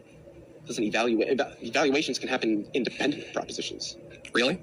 Yes. Okay, so that means an evaluation precedes a proposition, but you don't need to make a proposition to do an evaluation, right? Precedes I don't even know what that's supposed to mean. Okay, we evaluate something in the world. Two brains evaluate something in the world, right? Their evaluation is something that occurs before they start saying truth claims about that thing, right? Potentially, yes. Right. So the question is, under physicalism, if there's two steps to achieving truth, right? One step is evaluation itself. Second is making a proposition about the evaluation, correct? I don't think you need to make propositions to know that something is true. Well, we're talking about in the instance of two conflicting propositions. Well, is there an objective truth to be had there at all, even? Because if not, then there's no way to determine who's right and who's wrong, because there is no who's right and who's wrong if it isn't objective. Well, I would say that under physicalism, if everything is purely mechanistic, that you could never know if it was right or wrong, because everything you're coming to as a conclusion is all downstream from physical laws. They're completely determined. What's it matter is that if a calculator is determined to spit out the wrong answer, how would it know it's the wrong answer? Well, calculators don't know things, so. Well, under the physicalist view, right, a human being, right, is just determined to give the outputs and conclusions that they're determined to do, just like a calculator. I mean, at some base level, but that's right. So so you just basically agreed with me. You just agreed with me. If calculator, hold on, but that doesn't matter, because that's not the scale at which. No, it's not. It's not the scale at which we talk about beings. Dude, now you're just ignoring scale. No. That's not scale. Isn't what's in question. If everything's mechanistic, it doesn't matter if it's a complex scale or a very rudimentary thing like a calculator. Input and output is all we're really talking about. So if you agree, yeah, and I just think he's mischaracterizing. I don't know that people use the word mechanistic. Like I hear, people saying like occurring as a result of naturally occurring processes or something like that, right? Like I wouldn't say mechanistic. And he keeps going back to that. That's been like his favorite word here. Has some similar presentations when talking about his ideas and brain switch type thing. Is he evaluating reasoning, or is choice the reason? We use reasoning to evaluate reasoning. Yeah. Brains, as we said earlier, brains evaluating brains. Retain data. Yes. Assess the probability of solutions and choose the one with the highest probability. Fair enough. Calculators, if they're programmed to spit out the wrong response, right, they still need an independent evaluator to determine whether that response is false. Otherwise, it's just doing what it's doing, right? It's doing what a calculator does. If I code a calculator that states 4 + 4 = boobs, I can code it to do that. But the calculator or another calculator is never going to know if that's true or false. Now, if human beings are analogous to calculators in regards to inputs, I don't think they are. Okay, well, under physicalism, I don't see how they wouldn't be if they're strictly mechanistic. Because they do much more than calculate? That's ability. The problem is, like Speed said, you don't really understand. No, you're just... Dude, no, you're dodging. No, stop it. What am I dodging? Make an argument. Don't say what I don't understand. No, you said I was dodging. What am I dodging? Here, I'll make it very clear for you. Under physicalism, are both the human beings... Start simple, Leo. Are both the human beings and other objects in space mechanisms? For the most part. Great. So now you're saying, well... No, they're not mechanisms. What? He doesn't like the mechanism thing. But definitionally they are. And Leo and I both agree with this. They're physical. What's a physical object operating if not a mechanism, dummy? Not a mechanism. That's stupid. What is it then? Let's bring it up again. That's an anthropomorphic idea. Let's bring it up. Mechanism, a system of parts working together. Yeah, it's not a system of parts. A natural or established process by which something takes place. Now, tell me, under your view, is a human body, along with every other creature out there that you see, a natural or established an object of a natural or established process? I mean, I guess I would have to, say, if that's the definition you're going by, then yeah, we're talking about the same thing. So, yeah, you're just talking about consciousness arising mechanistically. I'm not agreeing with your definition that you. Oh, my definition? You mean dictionary.com? Interesting. That's right. Which? Oh, okay. I'm sorry. You have the. I'm sorry. Naive understanding. Okay. So you have the. Let me guess. You have the dictionary that says men can have babies. I bet. Sorry. Why don't we bring up your dictionary? Bring up. By the way, bring up any definition of mechanism. What the fuck was that? Dictionary. Oh my goodness. Halsey, what's up? Take my wrench away. I need to blocks. Oh. Okay.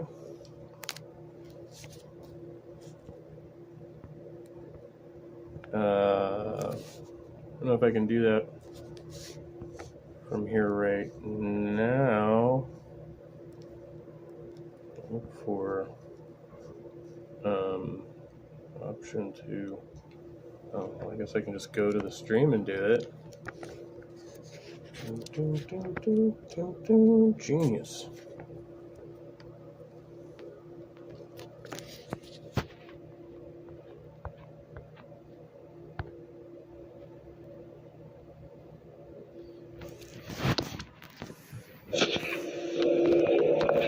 Can't block people when you're wrenched.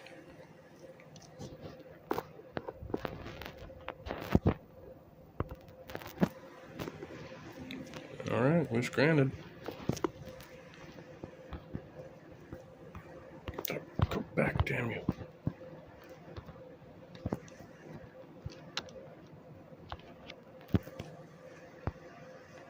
Any definition of mechanism, please, right now. Dictionaries only tell us how words are used, not what they mean. Okay, bring up any definition of mechanism, please. Hang on a second. Any that you want. Get driving. What is this? Okay. Sorry, I just figured, if it was serious, and yeah, no, I mean, grant the request, so that's alright.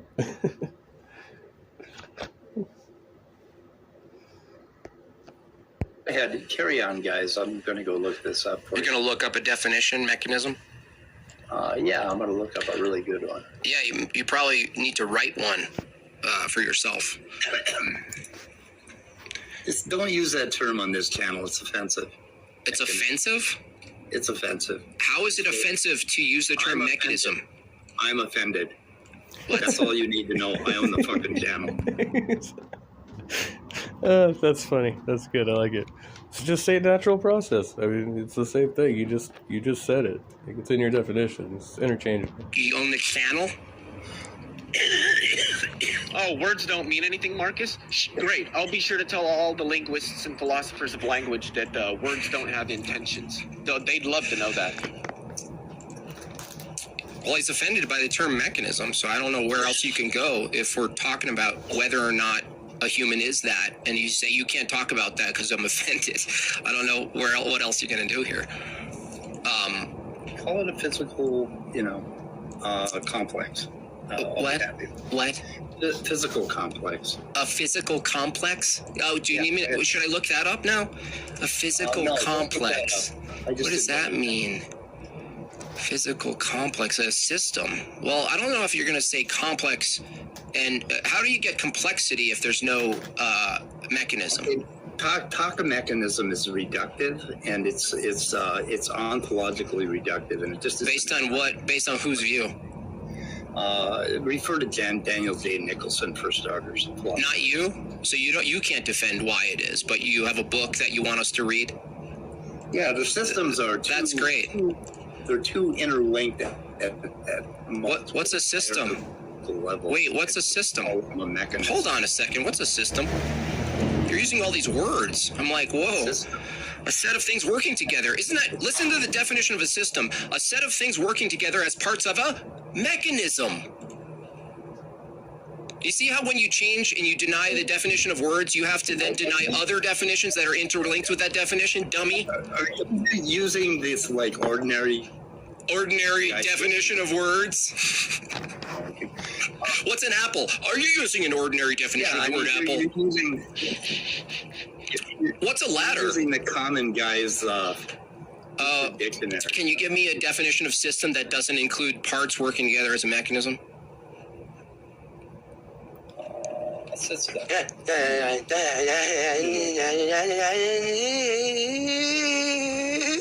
Told you we shouldn't have this discussion. Just don't use the fucking word. You won't offend me. And you won't have. I don't care about offending you. I care about the truth, you idiot. Oh, you care about the truth. Oh my God, then you should listen to what Leo was telling you for the last half hour. I am listening to him. It's actually, I like the exchange with Leo. And what I showed you.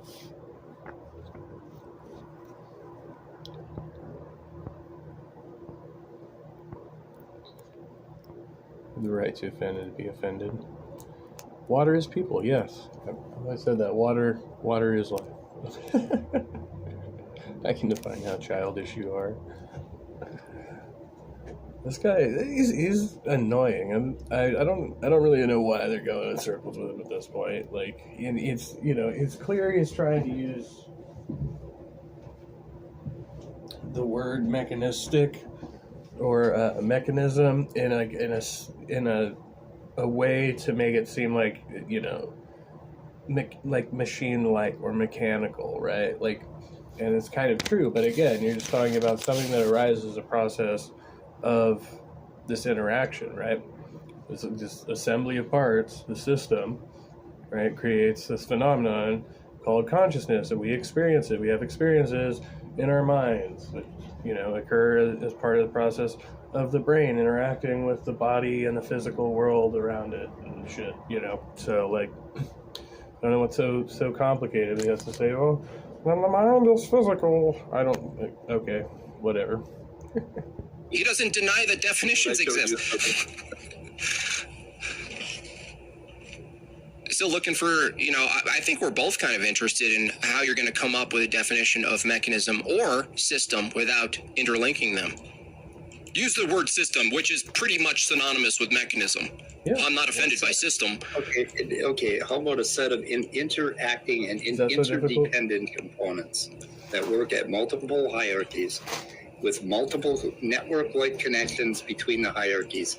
That is not a mechanism. Mechanism refers to a watch or a calculator. Oh, I see why you don't like the word, because a mechanism assumes that there's some sort of intent. I get it. I see where you're spurging out. You think it's this is what you're dealing with right now. You think appealing to the word mechanism and accepting the definition is somehow some sort of bridge to like intelligent design. That's all you're dealing with. You're coping hard. You really like to get off topic. You're coping so hard. I'm just offended, Jimbob, and you're offending me. That's my job. You're using dirty words on my website, and I'm going to have to fucking edit them all. Right. And your wrenchman called me a pedophile, but that's okay with you. That one's okay. Yeah. Accusing people of such things is okay with you, but you can't say the word mechanism. Who called you that, by the way? That little bitch in your chat. Which one? The bitch. Who called who? What? The bitch? The lady in your chat. Oh, beautiful. Well, maybe. Well, we have to listen to the whole argument. That's not an argument. No. Calling Sumami. Is that how you call him a pedo? He's intelligent, just not brilliant. Yeah, not as brilliant as he believes he is. But again, you have to have a certain level of confidence to even try to engage some shit like this, right? So that's the problem, though. Overly confident people tend to slip a little bit in the intelligence area, I think. It's making a coin appear compared to making the Statue of Liberty disappear in its sophistication. Which bitch is which? Calling someone a pedo is not an argument, you doofus. You're not on trial. You're not on trial here, okay? We're not going to try you for your offenses. Doofus? I haven't heard that in a while. Go ahead. So you're okay with that in your chat? I'm just asking if you're okay with. If you want more theists on, I don't know. I might actually say, I don't think they want more theists on. It's kind of a rare occasion. Hey, go over to that channel. They'll have theists on and have good discussions. If your wrench people are calling people those names, that's not going to happen. Moderators in chat, people are pedo jacketing, so you know what to do. If I'd spotted it, I told you it in the chat, and so did the rest of the chat. You ignored it, you fucking coward. You fucking weasel. Yeah, I didn't know. I didn't know. Shut up. Oh, Shut your mouth. Shut your mouth, you coward. You fucking fat. You weak coward. You're a weak coward. You should be stuffed away into a locker. You must have a tiny little willy. Oh, thinking about my willy? Okay. What a surprise. A 70-year-old little pervert. 70-year-old pervert who's alone. Yeah, keep going. I'm you little bitch. Suck my dick. More gay shit from you. Interesting. Well, this has devolved into just, I don't know, man. That is, yeah. Not looking good. Not looking good. Dumpster fire. I wish I had the dumpster fire on the... I don't have one. I used to have one. I'll have to find that again. Well, Leo, I think we're at a stalemate here because from my view, if all thinking and evaluation is all just caused by physics, that there can't be a true or false effect of physics because it just is what it is. It can't be anything other than it is. Yeah, Sam. Name calling is good. It's healthy. It keeps the blood flowing. Reveals people's true colors. You see what kind of insults they use. Yeah, you really get to know a lot about a person. Truth is a linguistic concept. Why would physical processes be true or false? They're not linguistic. But, okay, great. Now we can describe... No, hold on. Like I said earlier, the sun emits electromagnetic radiation. That's not... Well, in the language, it's true because it is a thing that happens. But the actual process itself isn't true. Okay, but truth is a linguistic feature. But using language itself is still a process that's caused by physics from the physicalist. And it contradicts what you just said about things that happen. The processes themselves aren't true or false. That doesn't contradict that. So I'm asking you, without special pleading, how is it that the only... Yes, it is. I'll tell you how. I'll walk you through it. I'll walk you through it. Please. For every phenomenon in the world, every effect of physics we know that we can see, every phenomenon in nature that we see, that occurrence itself, without making a proposition, is itself not true or false, right? That's correct. Okay. So everything we know about the laws of physics and its effects, everything that we see in the external world is not truth-apt. There's no proposition happening. It's just an occurrence, an event, or an object, right? That's correct. Its ontology is not truth. Got you. And what I'm saying is special pleading is that for propositions which are also effects in the world, completely caused by physics, by the same physics that the tree is and the lake. I don't think propositions are effects in the world, though. They're effects of physics. What? No. Wait. Hold on. Are propositions effects of physics? Are states of the mind? Yeah. Okay. That means it's part of the world. So description. Jesus. So descriptions. Shut up, you monster. Shut your monstrous face. Nobody's talking to you. Go sew a man's skirt. Go sew a man's skirt. Shut your mouth. You're crackling anyway. We can't hear you. We can't hear you anyway. You're roboting. Save some money. Save some money, you monster. Okay. Jimbob's dick is shrinking as we talk. More dick talk. More dick talk. Yeah. More dick talk. Great. Expose yourself. So again, anyway, Leo. Caffeine, bro. I was interrupted rudely. Yeah. So, if propositions are caused by physics, the special pleading is a proposition, which is also just an effect of physics, is the only effect of physics that happens to have some truth-apt property. It's the only one. It's the only effect of physics. So how is it the case that there's all these other effects of physics out in the world, and everything we know about them is that they're not truth-apt, but there happens to be this one that you appeal to called a proposition, which is descriptively the same in its process. It's caused by physics. But you're saying, no, it's a special effect of physics, very special.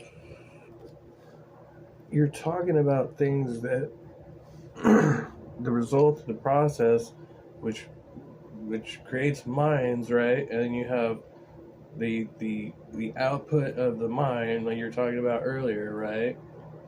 So, yeah, it's a result of physical process. So, like natural processes. Like what is the, and then now he goes back to physics. Physics, like, okay, so you'll change your language there to make the argument like seem more complex than it is, but yeah, you're just confirming the same thing. I mean, you're confirming the proposition that you're making about propositions. Doesn't, right? Like, I'm saying making that jump is special. I'm just saying that's list about propositions, but I can grant what you're saying. I can grant that I'm not a nominalist about propositions, and I would just say propositions are also linguistic features, just as truth is. So they can be true because they're also linguistic, whereas everything else is not. Okay, let me forget your view for a second, and could you see how, from my position, that for a strict physicalist, if they agree with the statement that all other effects of physics we know of are just happenings, events, objects in the world, but there is just this one that happens to break the constraints, and suddenly they're now truth apt, and we can actually evaluate the truthfulness of this one effect of physics. Could you see how someone like me would say that's special pleading? Prima facie, yes. But not under the explanation that I gave, where all other effects of physics are not linguistic and propositions are. And given that they are linguistic and truth aptness is linguistic, truth aptness can apply to propositions. But wouldn't that say, as you said, prima facie, that just special pleading to what's called language is now in question? And I'll give you an example. No. Because I'll give you one example. Are there other creatures out there that, at least from our view, ostensibly look like they're, let's say, communicating or using language? Oh, yeah. Okay. So the question here would be, how would you determine with a given situation where it seemed like birds were maybe chirping toward each other, and we were like, oh wow, they're kind of using a language. From our view, we think we see that, right? I'm asking you, how would you determine whether or not they're just reacting to input stimuli, or they're actually having a meaningful sort of exchange of communication?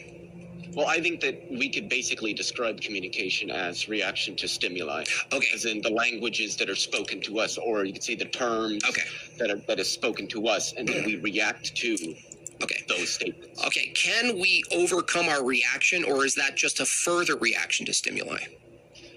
I think we can overcome it in the sense that, like, you can ignore somebody, so like you can just refuse to react to it. Okay, but how do you know that's not a reaction under a strict physical view? Well, that itself would, of course, be a reaction, yes. Okay, so if everything's a reaction, then you're not really overcoming. You're just having another reaction that supersedes the previous one, called "I'm not going to talk to you," or "You know what, I'm going to engage," or that's what I'm asking, is that if everything in physicalism is a reaction to stimuli, input, output, what you call speaking, correct me if I'm wrong, but what you call speaking is just a response to stimuli that you don't really have control over it. Is that the case from that position? In that something that you do following somebody attempting to communicate with you is going to be some sort of reaction, then yes, but I would just take that to be trivial. Well, the question of if it's trivial, it brings up another problem here from my view, and I don't think it's been addressed, is that if coming to truth and speaking truth and even debating is all determined reactions from stimuli, right? That means the truth, as we call it, is one other outcome of physics. Would you say under physicalism that what we call Whoa, mind-blowing. It took us an hour and a half to get there? Oh my goodness. Hour and 28 minutes. It's like, so the truth is just the reaction to the stimuli. Oh my brain. Is this guy for real? This guy's for real. He's not playing. Yeah, I'm glad I didn't get to watch this yet either. It's pretty fucking hilarious. It's truth objective. Can I go and pick up a truth? Getting out of bed now. Why people need to mow their lawns at 9 a.m. Oh, the early bird gets the worm, they say. But it's Saturday. The truth, as a moment in time obtained, is basically a state of affairs in the world for a moment. In the world, no. I would say it's a state of affairs within linguistic systems that humans have. Okay, so then would you say that you could change the inputs and have people say true things? Without intentionality and autonomy, like you just do inputs and they start saying true things.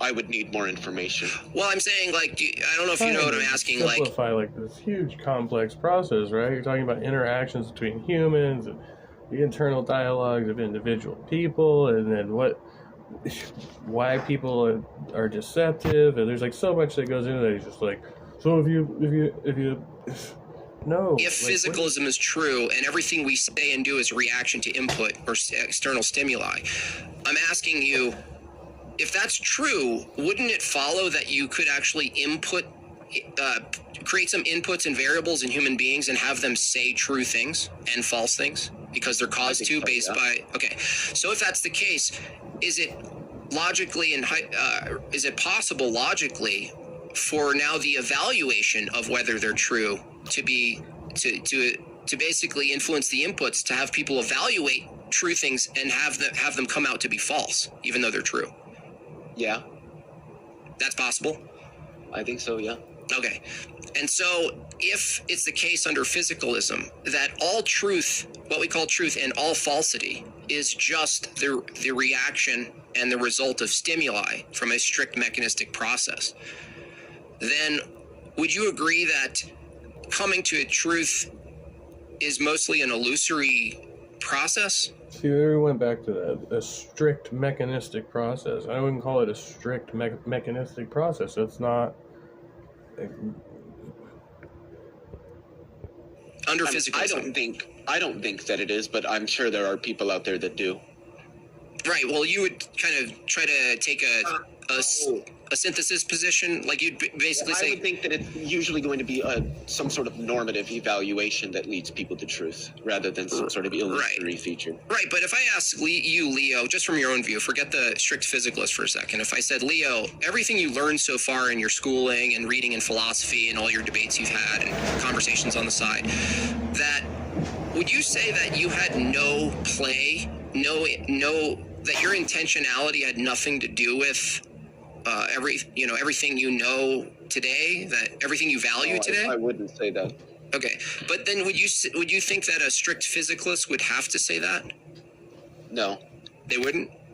No. How could they argue that everything they've come to believe and think is true isn't just an effect of physics? How would they argue against that? Well, because everything being an effect of physics does not defeat the fact that we have intentions.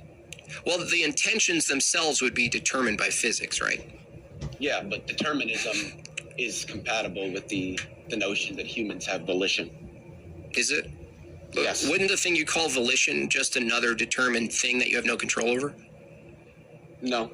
Well, what would volition be if everything else is determined? It seems like that gets you control over your response to stimuli. That's what volition is.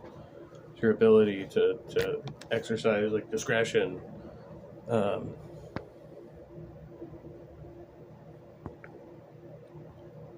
Like each human alive today is here because other people chose to be obligated to their needs.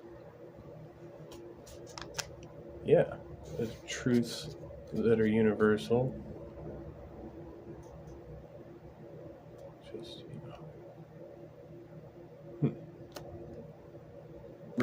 Right. We have to care for the offspring, so there's an obligation to that.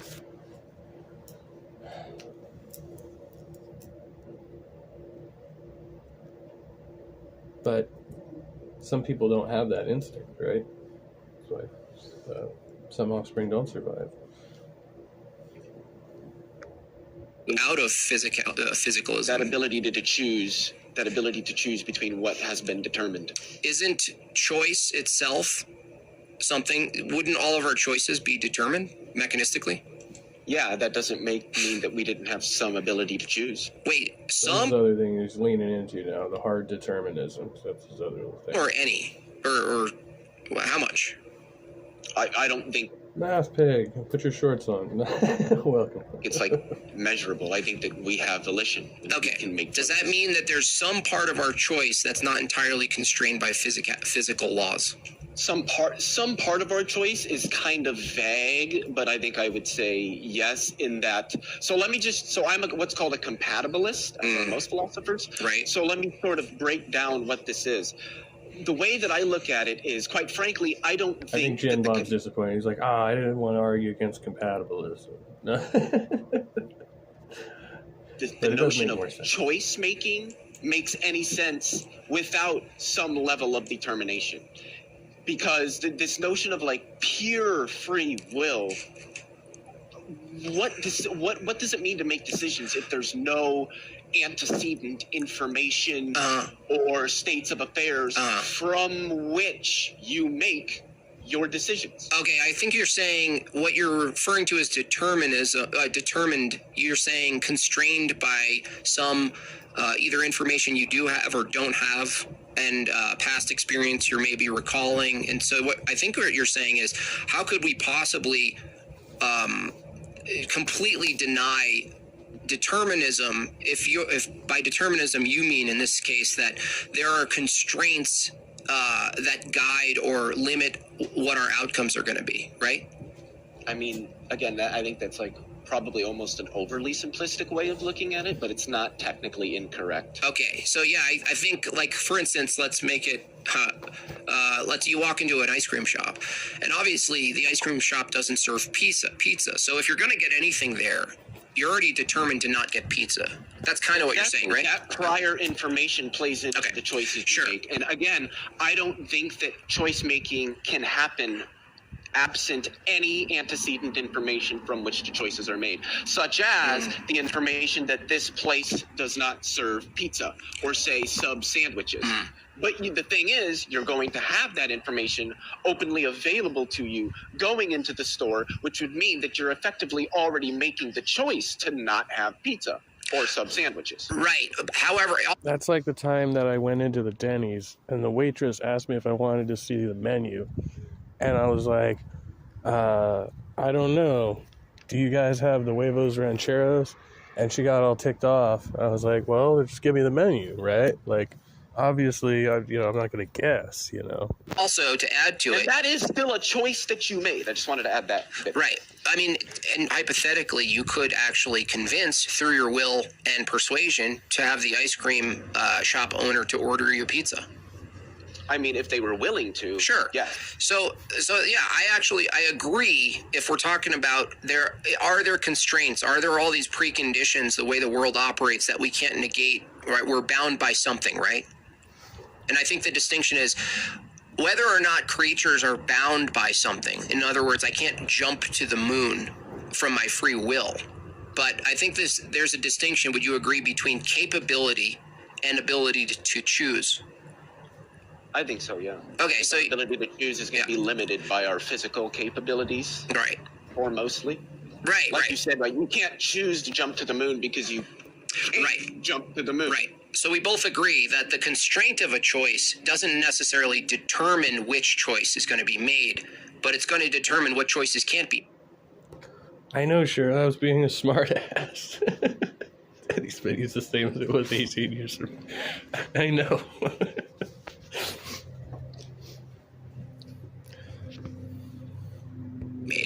I'm kind of, it was supposed to be funny, but she was not. She did not find it humorous. So. I would say so, yeah. Okay, that's fair. I would agree with that. But as far as whether or not we're actually making a choice, I think is even a further question. I think I understand your position is that you're saying, well, no, I have to reserve some volition, some intent that's not entirely determined, that I have a say in the matter of what my behavior is. That's what you believe, right? Yeah, I am a compatibilist. Right. And that means from that view, then it makes sense to have culpability. Let's say you break the law and you're facing the judge. You wouldn't say, well, Your Honor, we're all determined.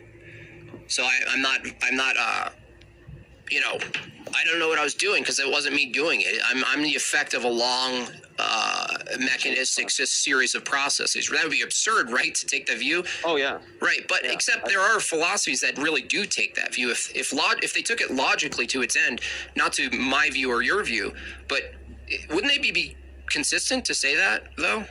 I mean, I think some hard determinists might say that that's technically true in their view, but I think that a lot of hard determinists... But Leo's that's not even his position now. He's trying to argue for a position that he doesn't even hold. Why would you even, I don't know. See, I wouldn't want somebody to, I'd be like, okay, try to explain this to me, but, see, it's so disingenuous to me, It's like, I think he does that, like, intentionally, like, now he can derail, make it look like he's having, like, a civil discourse almost, like, forget all that shit that happened earlier, Called you a doofus. Called Scott a hick,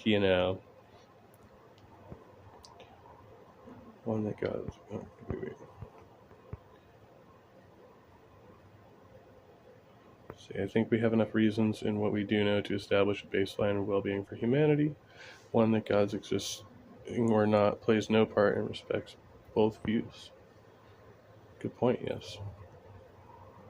Ministers are also going to say that they're going to sort of pragmatically grant this notion of volition for reasons of that sort, even though we don't really have any under their view.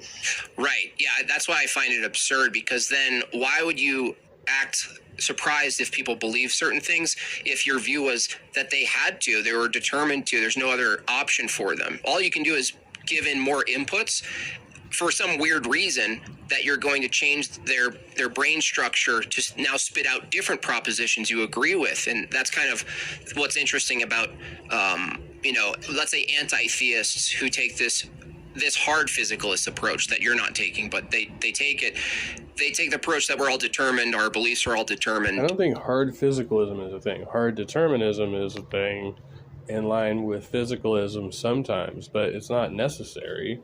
I don't think they're like what is that, like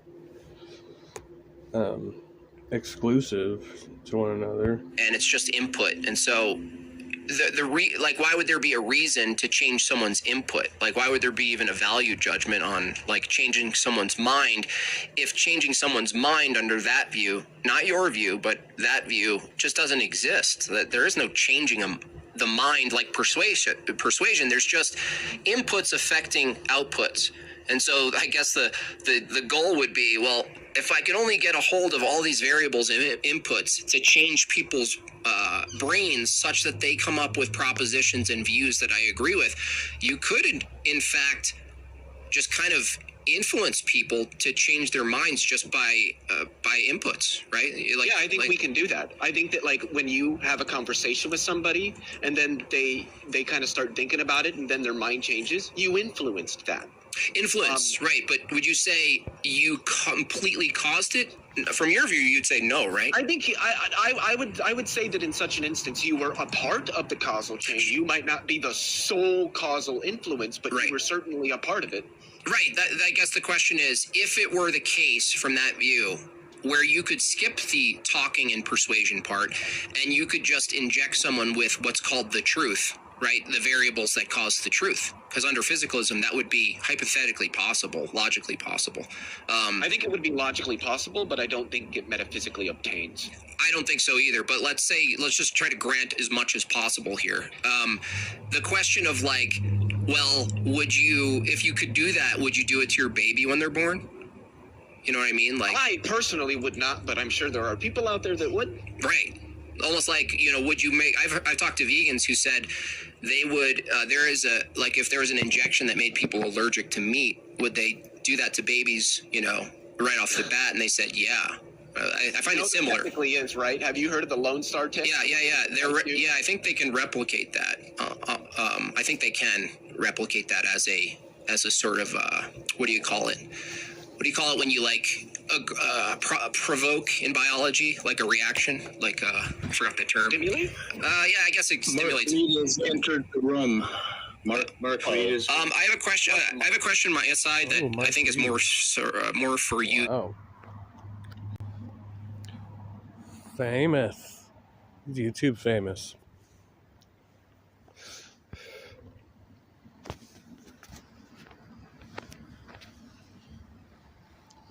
All right, chicken chat.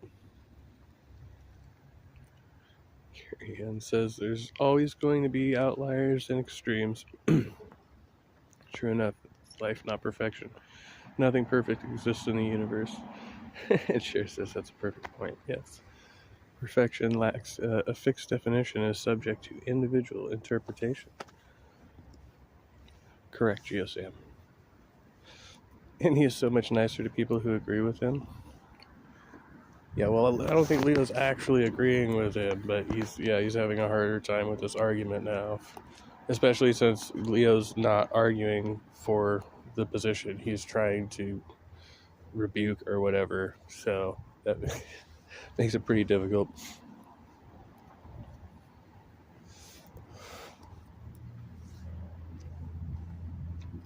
So yeah, Mark Reed's coming in. That could be interesting. So I didn't know it went on this long. I don't know how much of this. This is 5 hours. I assumed he'd like commentary afterwards, but I don't know how long this engagement actually goes for. I think at some point he gets himself kicked off the panel. That's what I gathered from what I heard. So. Than me.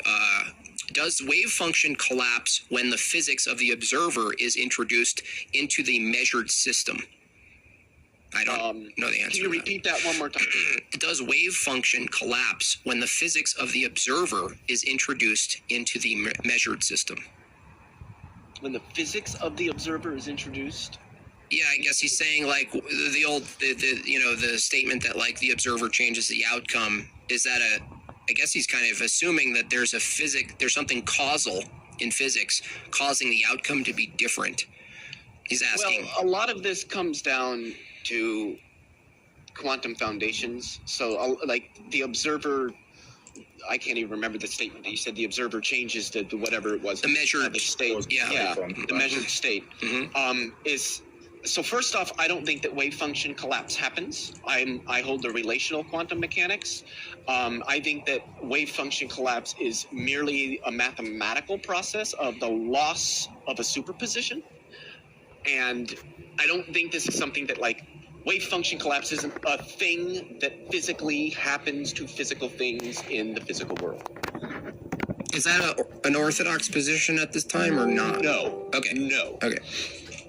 Yeah, I don't know. Unfortunately, most physicists don't find much interest in quantum foundations, but there's a small subset of physicists that do.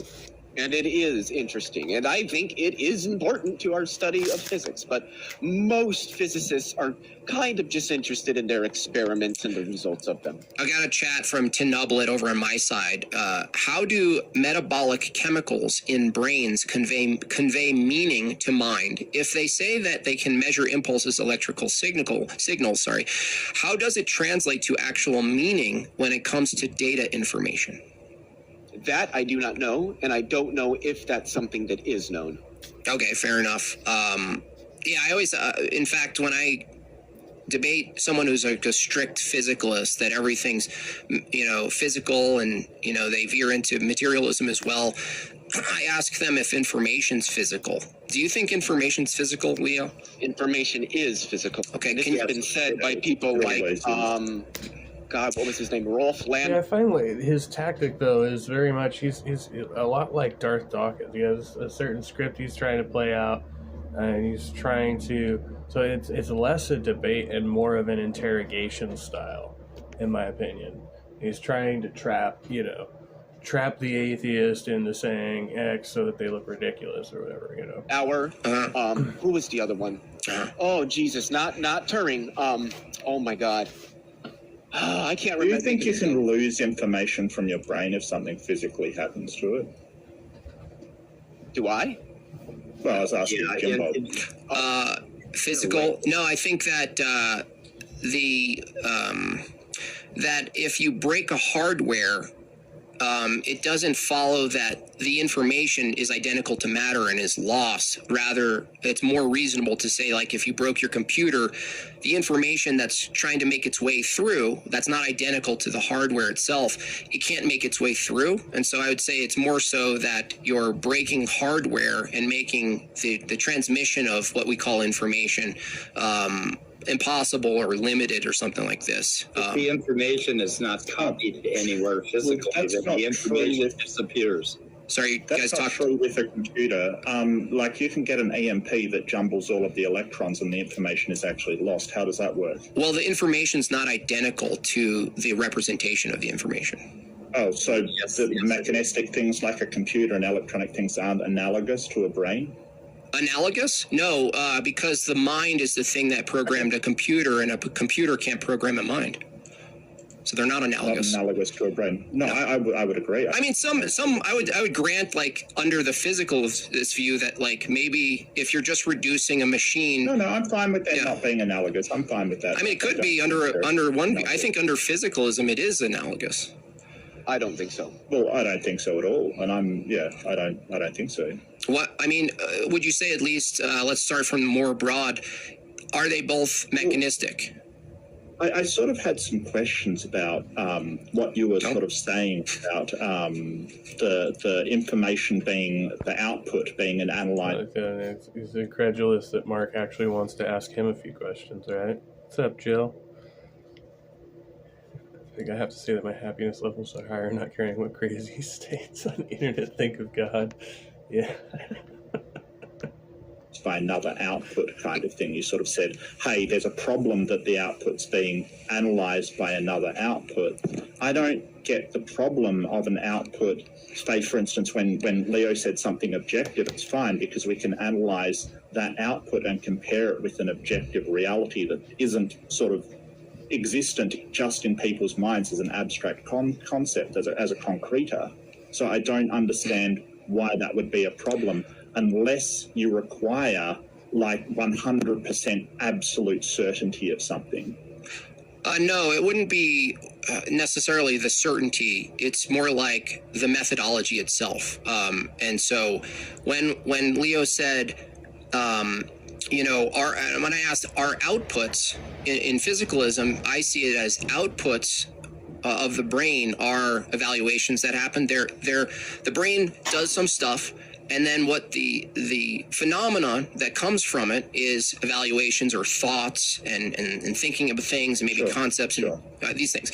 So they're post process, let's say. Or maybe they're connected as one process, let's say. I don't think that's necessarily the case. I think that outputs can go back into inputs. I think it's a feedback. That's rich. That's funny.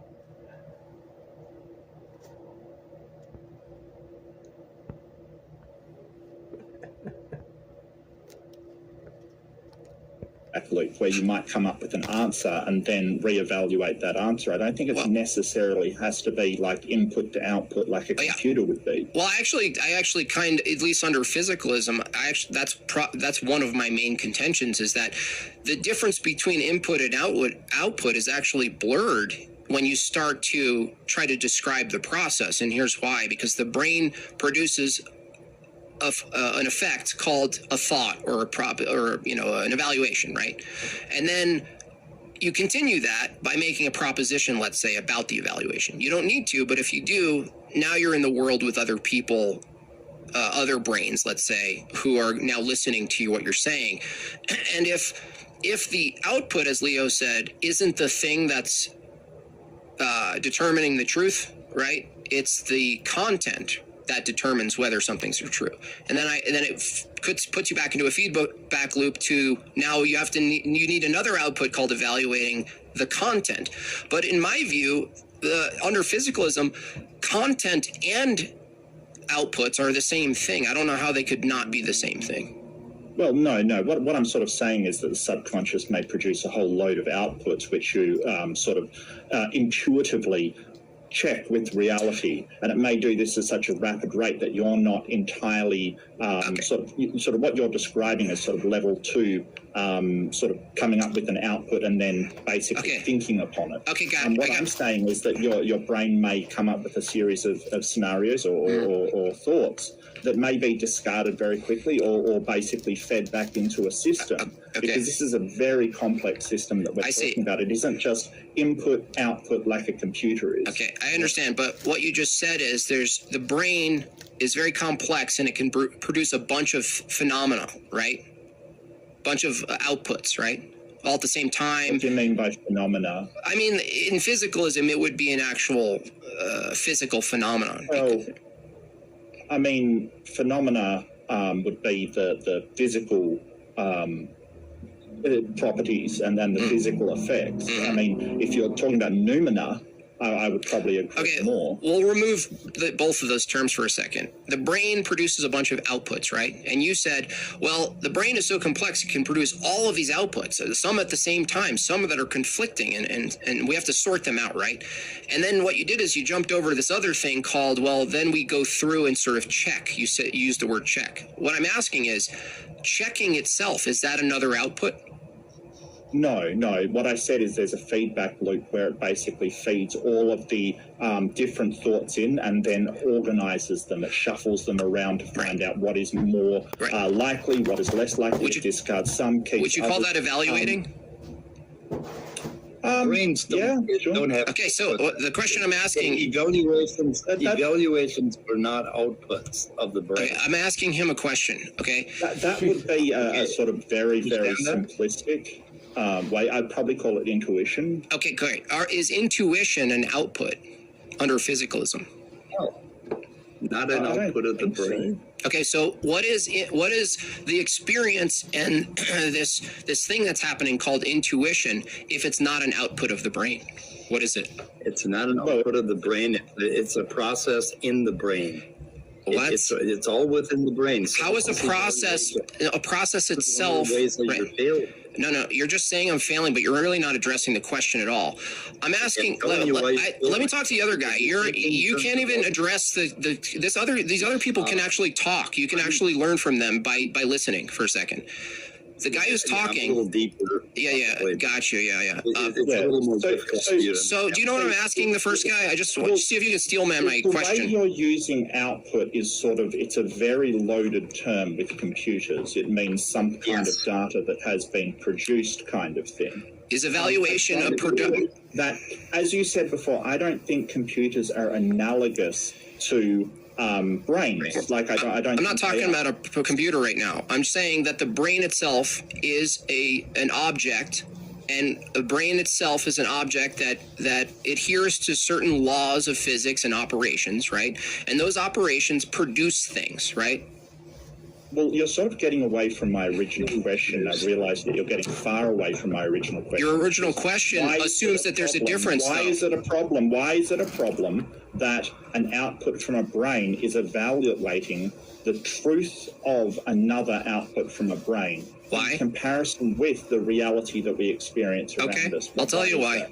I'll tell you why it's a problem. So if mechanism A, called brain A, makes a proposition, and brain B makes a proposition, and both of those brains were determined to spit out exactly what they said based on physics, right?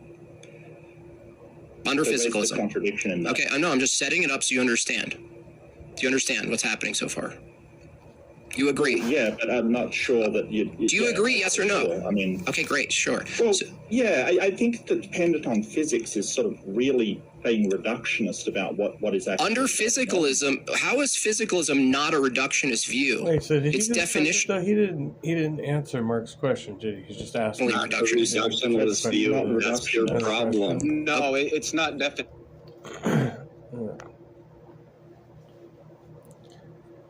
Oh, Math Pig had to go, sorry.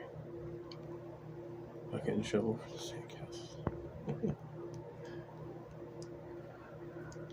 Thanks for coming by, Math Pig. People in my computer are those around me.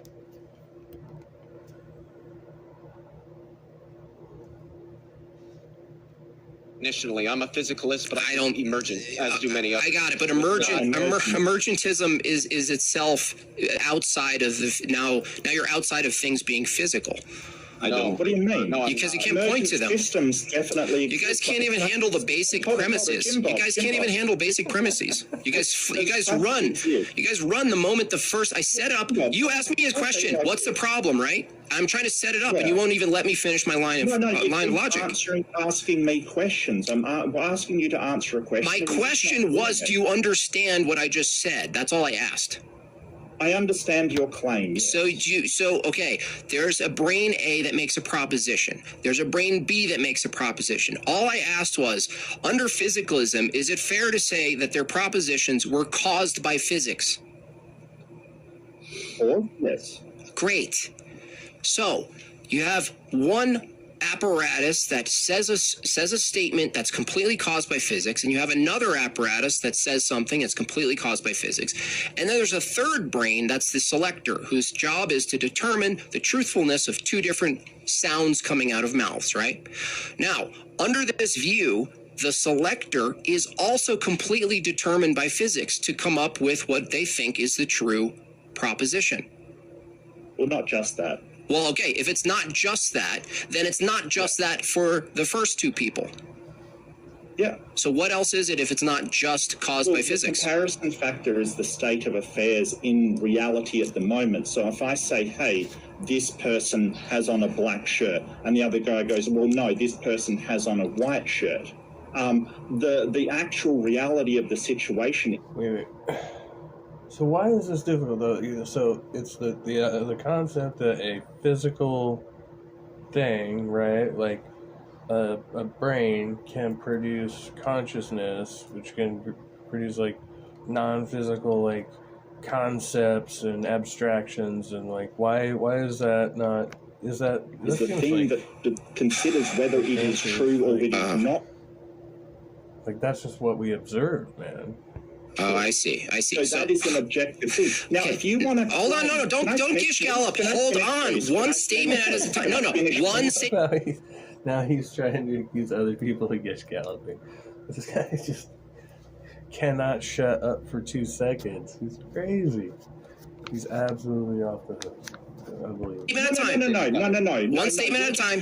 No. You're running. You said something I could correct. I'm not running. I'm addressing your issue. Now, if you want 100% like confident. Yeah, I think you studied under DD. Physics cause physics. Yeah, physics cause, I don't know. Importance. Doesn't matter. It's a curiosity and deserves proper explanation, but to live, the argument has no function. Why do we have understanding of self? It is not necessarily to understand self. It's an absolute certainty. I don't think that can be done. I'm not talking about that right now. Okay. Okay, so let's say what you said. What you said. Hold on. What you said. Did you have a question for him? What you just said was this. I want to mute. No. I was just saying. Okay. I don't see the context. Okay. What you said is, well, two different objects in space could look and see if there is a black shirt or a white shirt, right? Correct. I'm saying the very method of them evaluating the world itself and trying to reason and make rational judgments and evaluations of the external world, right? Because you said, well, the external world reality tells you whether it's true or not. No, it doesn't. We have to interpret reality, correct? Yes. Okay. Are we determined under physicalism to interpret reality in the way that we interpret reality? No. Yeah. Like okay. So no. Okay. So if it's not determined, okay. So what you said. When you say determined, what do you mean? Like it couldn't be any other way, right? Is our evaluations and propositions from apparatus A is determined by physics, and the same is true of B, and I said the same is true of C, who's trying to select between the two propositions, which one's true or not. You said, well, we can look to reality. Well, that's when he keeps saying when something's determined, and we were talking about determinism. Hard determinism is an argument against free will. right? That's why Leo was talking about compatibilism earlier, right? So you're talking about, so you're actually like conflating those two. It's the thing in question. Keep mixing them, like intermingling. Yeah, I don't. I think it's even like because the methodology of looking to reality. The question is, are we determined by physics to engage with and interpret and evaluate direct reality? That's the question. You said not entirely, right? Yeah. Okay. So if somebody basically interprets reality by guessing, say, or saying, hey, my God told me it was this reality, that's a really bad methodology for finding out whether something is true or not. There are better ways to find out what is true, like implementing, say, a light. There's internal reality and external reality. Like something can be true for me that might not be. So that's like what, like perception. Like so, each individual has like an internal reality. It's a matter of like whether or not it's consistent with the external reality with everybody else. Yeah. A wavelength test, for instance, or it's making a series of tests to find out what is actually true. If I see somebody who's not there, right? Like there's something like wrong with my brain, right? Like I might be hallucinating or something, right? So my internal reality is not consistent with the external reality, right? Or not. You keep asserting the thing in question. I don't think you heard what I said. You just went back to granting yourself evaluations of tests and the external world. That's the thing in question. That's not the question. Don't I? How do you evaluate? That's not the question. We're talking about physicalism. How do you evaluate things? Okay, so you're not going to. So you're no longer internal. You want to get outside, so you don't have to deal with the consequence of this position. No, I just don't see the contradiction. Like, it may not be absolute certainty. I didn't. Again, for the last time, I'm not talking about absolute certainty. In fact, in my critique, you don't even have minimal certainty. So do you acknowledge that some methodologies give you better certainty for finding out what is actually true? That's irrelevant to this critique. Why is it irrelevant? Because we're talking about the consequences of physicalism. But if something gives us what's that something? Amount of certainty. What is that under physicalism? What is it? Just say the scientific method. The scientific method. Right. Okay. Are we under physicalism?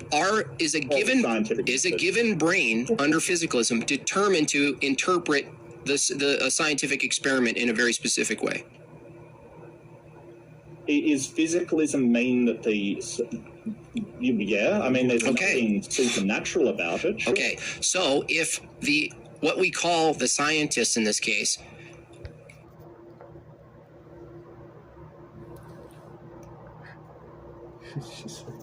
are you my Orpheus? Yes, the universe. Okay.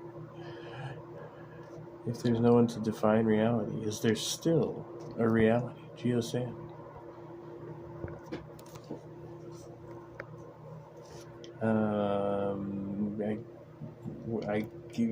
I mean, it's really real, man.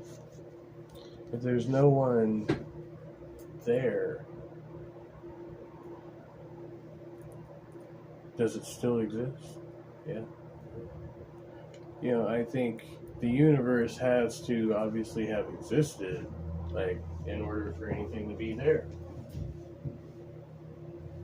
Yeah. The necessary thing is space, right? You gotta have space. Have space to hold matter. I'm not good with physics, but I'm pretty sure it works like that.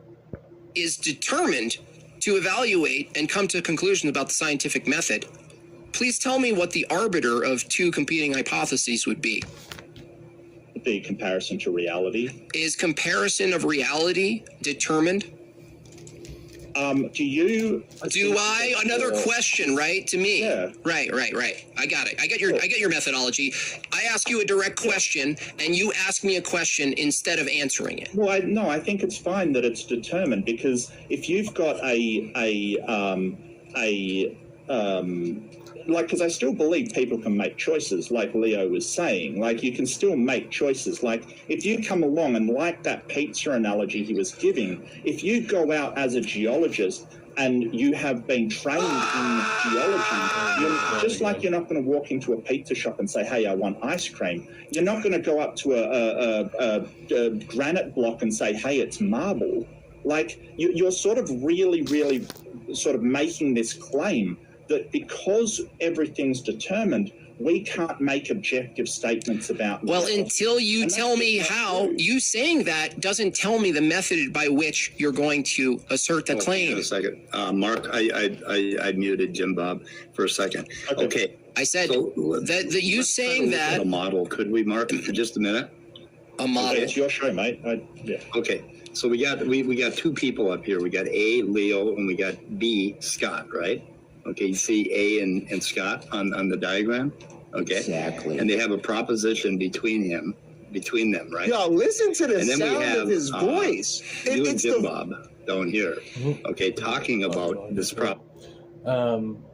I wish he could like play the stream while it's muted or something so that we could see it. 'Cause he's got it up behind him. It's paused like before he entered, so we could see Speed's diagram here. But whatever. So, it's his show.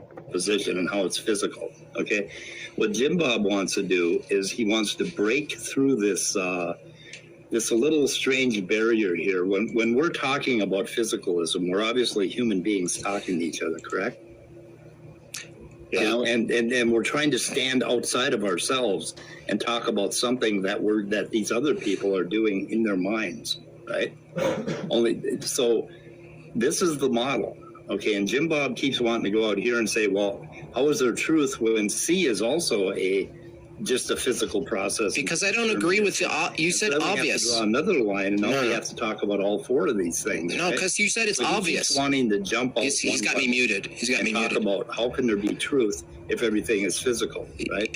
And oh my gosh, what we've got to do as unbelievable, basically abstract reasoning human beings. Oh, grant yourself reasoning. Line. Great. And look at what's happening and talk about if there's a proposition in Scott's mind and in Leo's mind that there is a tornado in the backyard, and both of them determine that it is true, then their brains are going to be in a certain state that make them think, oh, we should jump for cover, right? They're going to get a feeling that it's true.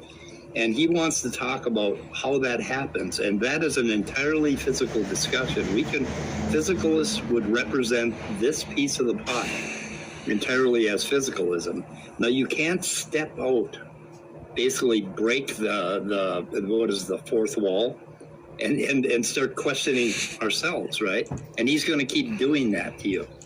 Do you follow that? Does that make sense? Well, it seems like what the fuck are you talking about? Sort of yeah, because check this. Apparently, shutting down for the morning. It's only 2:30. Get into some trouble. It's extremely swollen ego to think our perception is what makes things reality or existing. God powers, yep. Reality doesn't depend on whether someone defines it or not. Agreed. Existing independently. Nice beaver, I missed it. Hey, Al Trucker. Good to see you. He'll keep undermining everything that you do at this higher level that we're trying to get to, right? The higher level? Yeah, just... Well, yeah. What the fuck are you talking about? Look, in your incoherent rambling you just stated, you just granted yourself rationality, reasoning. You said it's obvious that we're beings in the world and we're rational and we can reason things. That's the fucking thing in question, dipshit. Yes, okay, that's the thing in question. Hang on. Okay, we're you don't believe in rational... You idiot! No, yeah, he's going to question all of it. He's going to keep... Yeah, that's the argument. That's what's in question. I'm going to question the thing in question. Or what is yeah, it is, I think. Oh, is it a pre-sup thing? Is it cope? You just call things pre-sup and not engage with the argument? Yeah? Wow. How about you fucking cowards? I like the mute. Listen, cowards. Listen, you listen. You're a bunch of cowards. Country, I might know that might be bunch of fucking foreign cowards. to you. See what I did there? No, so I'm really asking whether Jimbob grants rationality.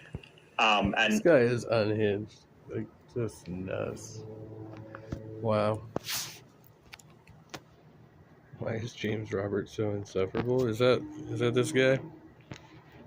Oh, Jim. Yeah, James Robert. I get it. Me have big brain. And reasoning, maybe the logical absolutes, Jimbob? Would you grant that, or do you sort of say... I don't grant that under physicalism. I'm doing an internal... Well, no, you either grant it or you don't grant it. I don't grant the thing in question in this argument. Under physicalism you're going to let me talk? No, you're not going to let me? Yeah. You don't have reasoning. Why are you doing that? What? Yeah. Why were you reasoning right now? So he say the thing in question under the physicalism is this. And then they try to answer it. He's like, no. The question is this. And he's just like more, just down the rabbit hole. No. And then it's just determinism. Is it physicalism? Is it determinism? I don't, What are you saying? Just like flips out, like when people actually try to like guide, like, okay, let's try to, rein this in, but no.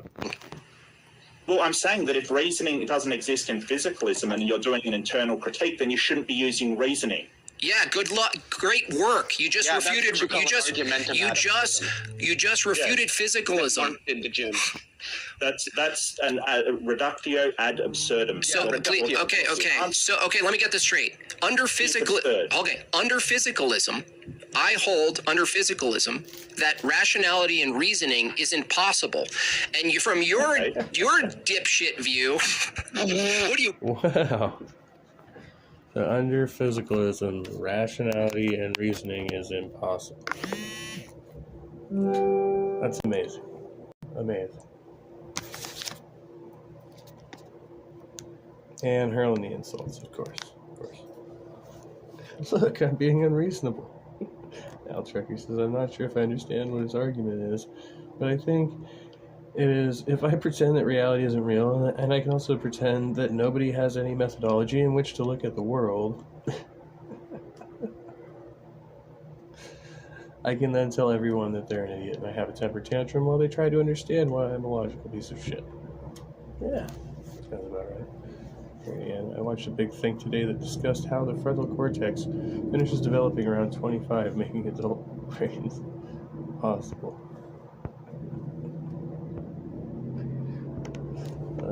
Shit. He's not so butso. That's all I get to is. You wear a helmet at home?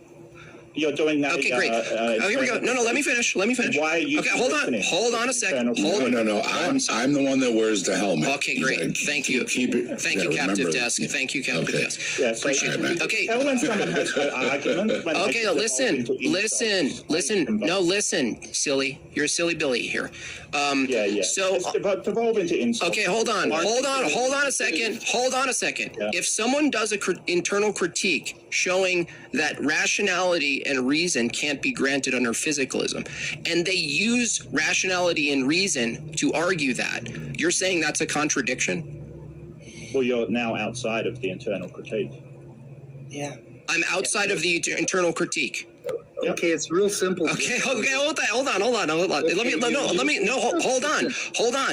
on a second. I'm gonna try to steelman this. So, if I argue against the use of logic and reasoning, right? Let's say there was an argument, right, that said logic and reasoning doesn't exist, truth doesn't exist, like some sort of formal argument that states this, right? If I come in with logic and reasoning, you're saying I lose the argument? No, I'm just saying that you're not representing the physicalism properly, because... How am I not representing it? Logic and reasoning does exist in physicalism. How? Regardless of... Yeah, you keep asserting that, but you can't tell me how. Notice that? What do you mean? One person, one spurg at a time, please. The way that you're misrepresenting it, Jimbob. Tell me how. Not staying in the boxes, right? Tell me how. You keep saying that. A physicalist to explain this. He keeps muting me. You're asking a physicalist to explain how two human organisms come up with propositions and truth values and all of that, and then you want to. But you're obviously out here using reason, critiquing for physicalism. One of us is defending it. One of us is critiquing. Oh my God, right? These people are fucking dense. But you want to keep dragging us in endless, infinite loops back into the whole fucking back up here, right, where the physicalist is trying to tell you how organisms come up with true values and false values. Yeah, right. And you won't listen. You keep wanting to drag us back in with you. And so you're not doing a proper internal critique. Okay, that didn't tell me at all how it's not a proper internal critique.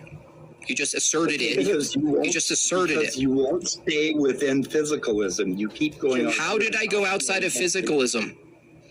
Talking about so you're okay. So if I talk about the hold on. If I talk about the consequences of physicalism, and I argue that logic and reason doesn't exist under the consequences of physicalism, you're saying I'm now arguing outside of internal critique. You guys are morons. What are the consequences? If I argue the consequences of a position, right? And let's make this very slow for you guys. Listen, shut up for a second. Shut up for a second. Well, I'm asking you a question. No, you're avoiding a question right now. You're just listen, everybody. Stop interrupting. Keep quiet. Ask a question, Mark. So I want to know he's going to mute me. If logic and reasoning are just abstract concepts or they actually exist. That's what I want to know. Excuse me? Do you want me to repeat it, or so your question, right?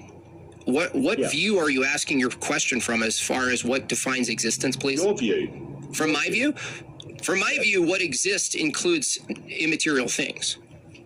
Okay, so logic and reasoning exist, do they? I say logic and reasoning exist. Okay, so it's true that they either exist or don't exist. Is that right? It's true that they exist. You couldn't argue the opposite argue the opposite. So you've granted that logic and reasoning exists, and under my view paradigm, under a physicalist paradigm, they would still have access to that wherever the origin may be. Whether or not they have access or they believe they have access is irrelevant to whether or not the consequence of their view makes it not knowable or makes it impossible. So you saying, Jimbob, can you step out of the physicalist view and tell me your personal belief about logic and reasoning? And then you go, and I say, yes, they exist. You think me taking a position that logic and reasoning exist from my own view is somehow contradictory to using logic and reasoning to internally critique a view. Hold on. To internally critique a view whose consequences make logic and reasoning impossible. Now, I want to ask you a simple question. You haven't justified why physicalism makes logic and reasoning impossible. You haven't justified it in any at all. As a biker, I'm stumped by this too. You can train your brain functions to expand or reduce responses and functions. This is why things like PTSD happen. It changes brain responses. Exactly. Program. So Jimbob is around 19. Yeah, it looks like something like that.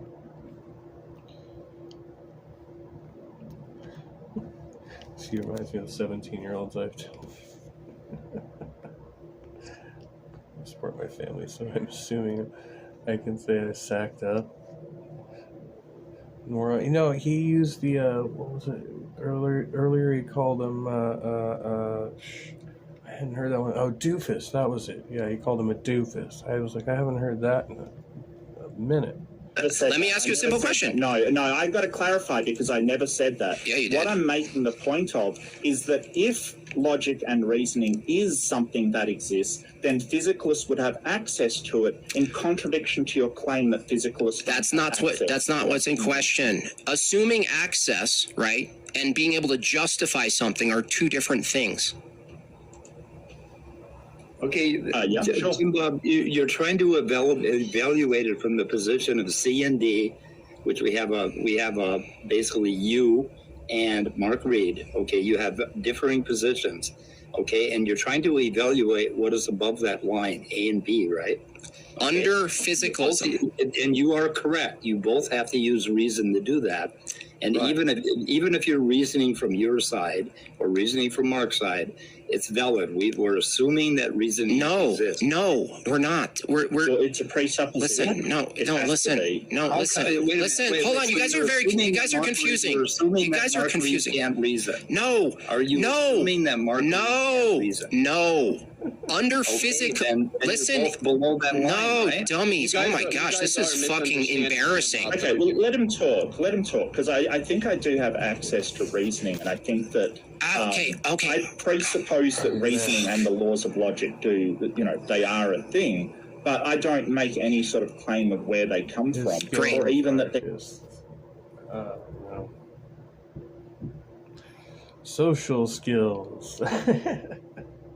Might have been no, I don't want to say it. Might be offensive. Physicalism. Okay. I don't want to say anything offensive. Reasoning, you're granting yourself reasoning, right? From whatever view you hold. I don't even know if, Mark, you hold a physicalist position. I'm granting myself the laws of logic. Reasoning is so far upstream of that. But yeah, basically, it's a bit simplistic to say I'm granting that far downstream, rather, I should say. I understand. Mark, are you defending like a physicalist view in this case right now? Or are you just taking your own view and saying, well, I have reasoning and logic, and I have the experience of a mind, and I experience talking with people and reasoning things through, and that seems to be consistent with my experience. Is that what you're saying?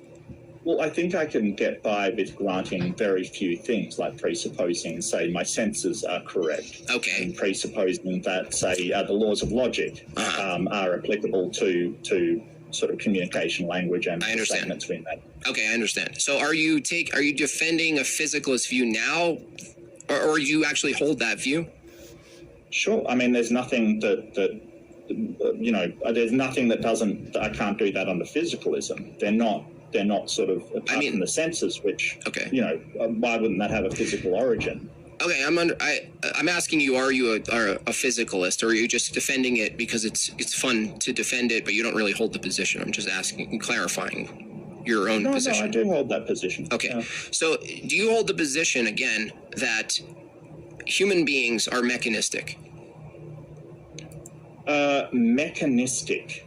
I think systems within the human body are mechanistic, but once you get to interconnected systems, I think if you mean are physical, then yes. I think I would agree with that. Well, could you possibly use the word system without assuming a mechanism and vice versa? Sure. Well, system can apply to mechanisms or interconnected things. In fact, your definition had to mechanisms or interconnected systems. Can things be interconnected without being seen as a mechanism? Systems would have to be a superset of mechanism.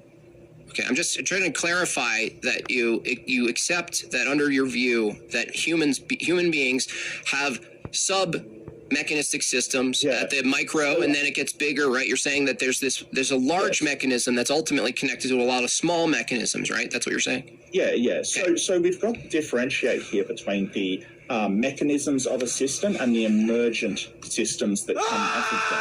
Like, for instance, when you talk about traffic, the traffic lights are the mechanisms, right? Or the way the road is drawn. They're the mechanisms. See, he's not actually evaluating the propositions that are being made, right? He's already just got his preloaded, response or whatever. Beaver alert. Yeah, he keeps using that beaver. He's not even listening to the fucking argument. So, I mean, how do you fucking try to reason with a rock? Actually, he'd be a good example for it, Sherman.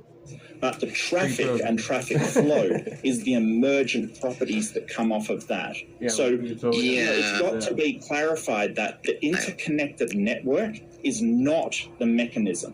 I kind of disagree. I'm going to push back on that. Like, let's say you build a highway and it interlinks with other local roads, and the highway has its own rules, and there's roundabouts and there's stoplights. I'm saying that the whole thing is a mechanism. That's not like, it's not like stoplights emerged from the movement of traffic. No, we built the system, right? It's not an emergent property. Human beings said, shit, we need to make this really easy to do and understand and safe. And so let's make this mechanism, right? It sounded like you said, Mark, and correct me if I'm wrong, it said, well, I wouldn't really consider, the stoplights and the system of direction is emergent of the thing. I would say, okay. I thought you said something like that. No. So when you're talking about traffic systems, you're talking about the entire traffic flow, where it moves, where it becomes busy, where it becomes calm. That entire traffic as applied to like a large scale, macro scale, is an emergent property. And yes, they are derived from mechanisms. Like all of these mechanisms you're talking about, they are derived from those mechanisms and the way they're interacting with one another. The entire thing isn't a mechanism. It derived from mechanisms. Okay, which part in the traffic example is an emergent property and not identical to the mechanism itself? The entire traffic flow. Okay, can traffic flow exist without the lights and all of the things you pointed to as the mechanism? No. No? Have you seen other countries? Okay, have you seen other countries? Hang on. Let me clarify. I think it can without traffic lights, but there's always going to be physical mechanisms causing this emergent properties to change. Well, so if you take out traffic lights, talking about the emergent efficiency, like in that example, like you'd have to have like the road would be like the basic system, right? And then you have like more complex systems that are supposed to make the flow of traffic more efficient or safer or whatever, right? Like those are additional properties of that traffic flow will change. Okay, but the thing is, if what you see as actions in the world are just actions in the world, I'm not sure what you're adding by calling it an emergent property if you just look at it and you go, oh, these are events in the world that are happening. And so when you say traffic or people walking right out on the street, that's an emergent property. I would ask, well, what is it an emergent property of? And it seems like whatever you're going to say is just describing the thing itself. So I'm trying to figure out the distinction. Like, let's say a bunch of people meet in a meadow, right? There's no order to it. They're given no directions, right? And so they all meet in the meadow. They don't know why. Maybe it's a flash mob or something like this. So are you saying they met in the meadow? Is that an emergent property? Or is an emergent property when they start doing something? And so I'm asking you, how do you delineate the beginning of an emergent property for actions and events in the world separate from not an emergent property? It sounds like from the way you're describing it, Mark, is that everything must be definitionally an emergent property of something if it's a phenomenon in the world. No, yeah, a lot of things are. Like if you're talking about crowd dynamics, for instance, there's a lot of different mechanisms that contribute to crowd dynamics, including what other people in the crowd are doing. So, your thing with the flash mob doesn't really apply because you're talking about a scripted sequence of events. Okay. But emergent properties or behaviors are behaviors that parts don't have on their own, right? So it's kind of emergence plays a part when that crowd becomes large enough that they all start doing what the others are doing. Okay, Mark, let me ask you a different way. Sorry to interrupt, but let me just ask you a different way, because I did ask a question here, is that I ask you, how would you delineate between one event or combination of objects in the world and another and tell me one's an emergent property and one isn't? How would you do that?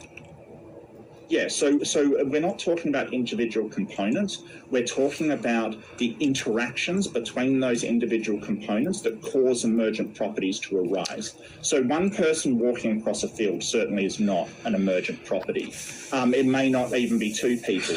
When those things start to interact and produce behaviours that are not indicative of the original behaviors of the people, then that's when it becomes an emergent. Okay, hold on a second. It sounded like you said, let's say there's a bunch of people that are unrelated particulars in a city. Them walking around, wherever they are, you're saying that's not yet an emergent property, right? Yes. Just people walking around? Right, in a city. Not connected, they're not communicating, they're unrelated particulars. Okay, sure. Okay, so how is it the case that the city itself, which is a structure that guides the way in which they walk, how is it that they're not an emergent property? Well, it's got to be between the things themselves. So when that crowd reaches the point where, say, some person makes a decision not to go into a store because it's really crowded, right? They're now affecting one another, and it becomes emergent behavior. It's emerging from the people just walking around. Did people build? Hold on. Did people build this? Dude, yeah, you've got a problem. You're in trouble. You're in trouble here. You're in trouble here. Composition division fallacy. Did someone build the city? You are in trouble, sir. Solve body problem. Figure out how to tie his shoes. Geosam, the third body seems to introduce chaotic behavior, which is unpredictable.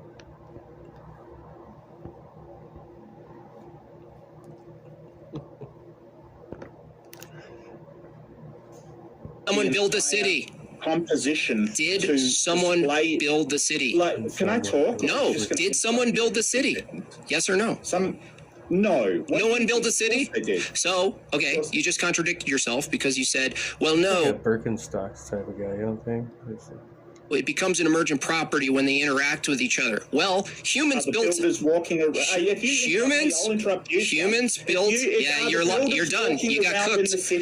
You got cooked. It's over for you. Are the builders walking around in the city affecting the other people? No, if your definition of emergent... No, then they're not... They are. They are. No, they are. They are. You know why? Because they can't occupy the same space at the same time, dummy. That's an effect. They affect each other.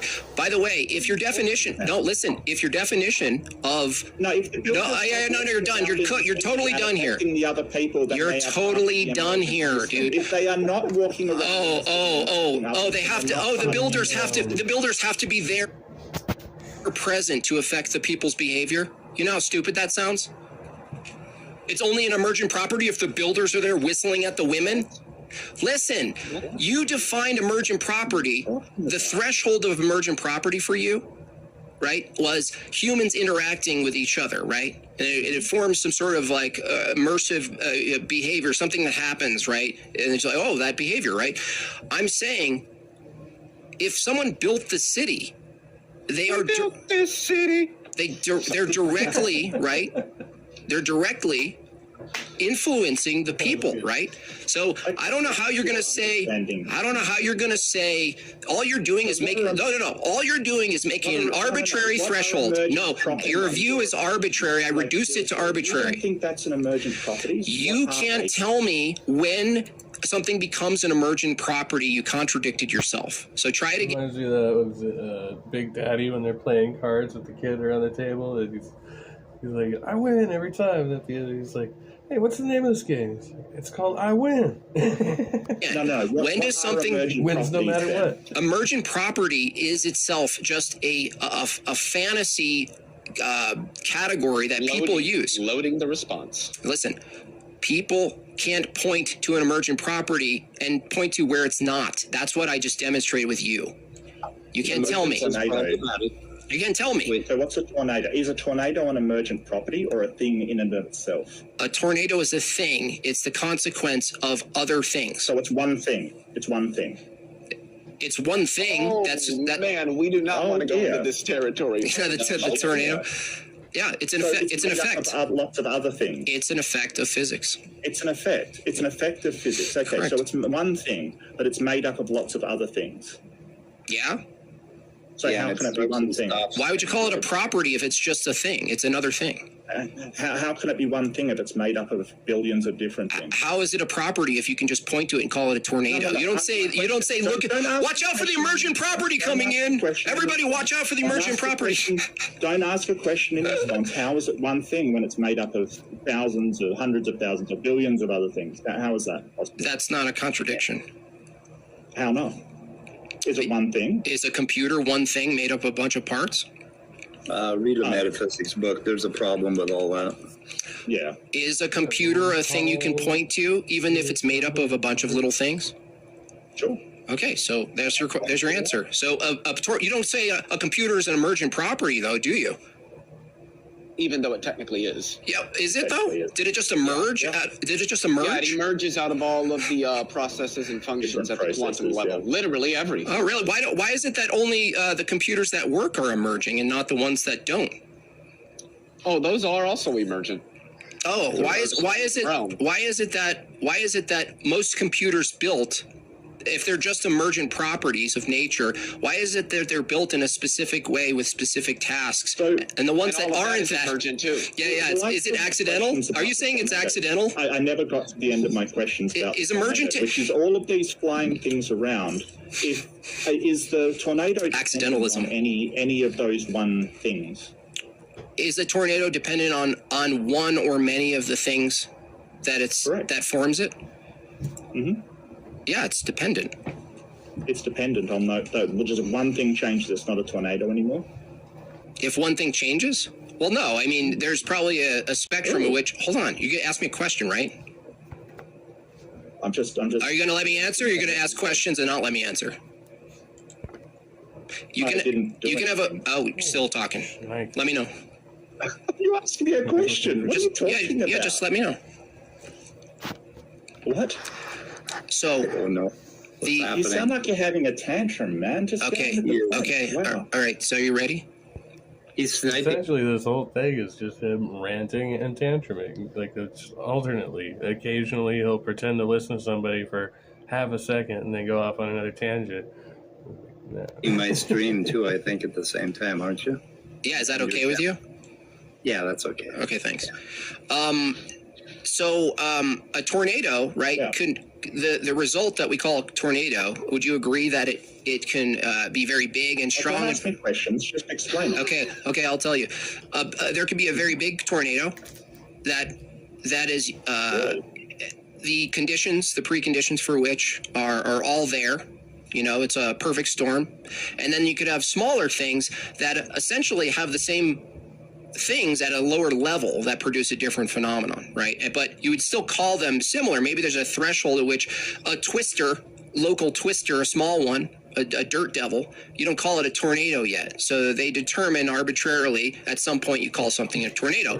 But regardless of what you call a tornado, the effect you're seeing is still an effect of physics, whether it's at a big magnitude of those effects. I agree. Okay.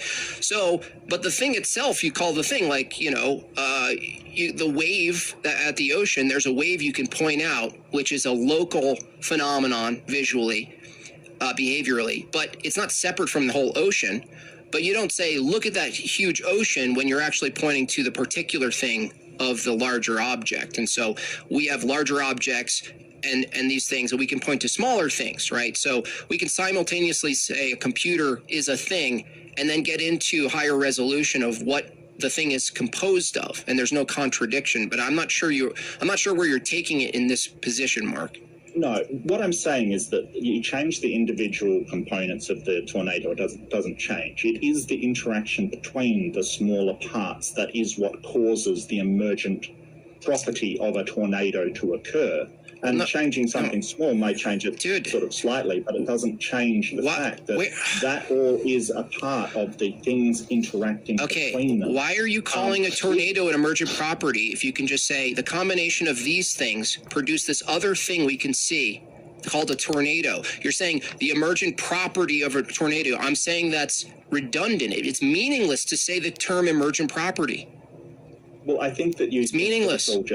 An object when it's not. Like, it's not a tornado isn't a sort of discrete object. You do realize that, don't you? Right. Why are you calling it an emergent property and not just an effect? Well, Is it a tornado if it kills witches, houses, or if it's just tossing cows and chickens around? How can you have physics without physics? You gotta have the meta. Properties can be effects. Okay, so what's is there a meaningful distinction where we're going to use emergent property and not effects?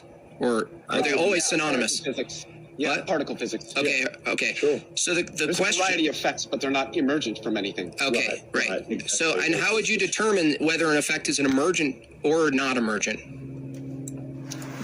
Honestly, I think I would say almost that things which are emergent are like a category of an effect of something. How would you determine?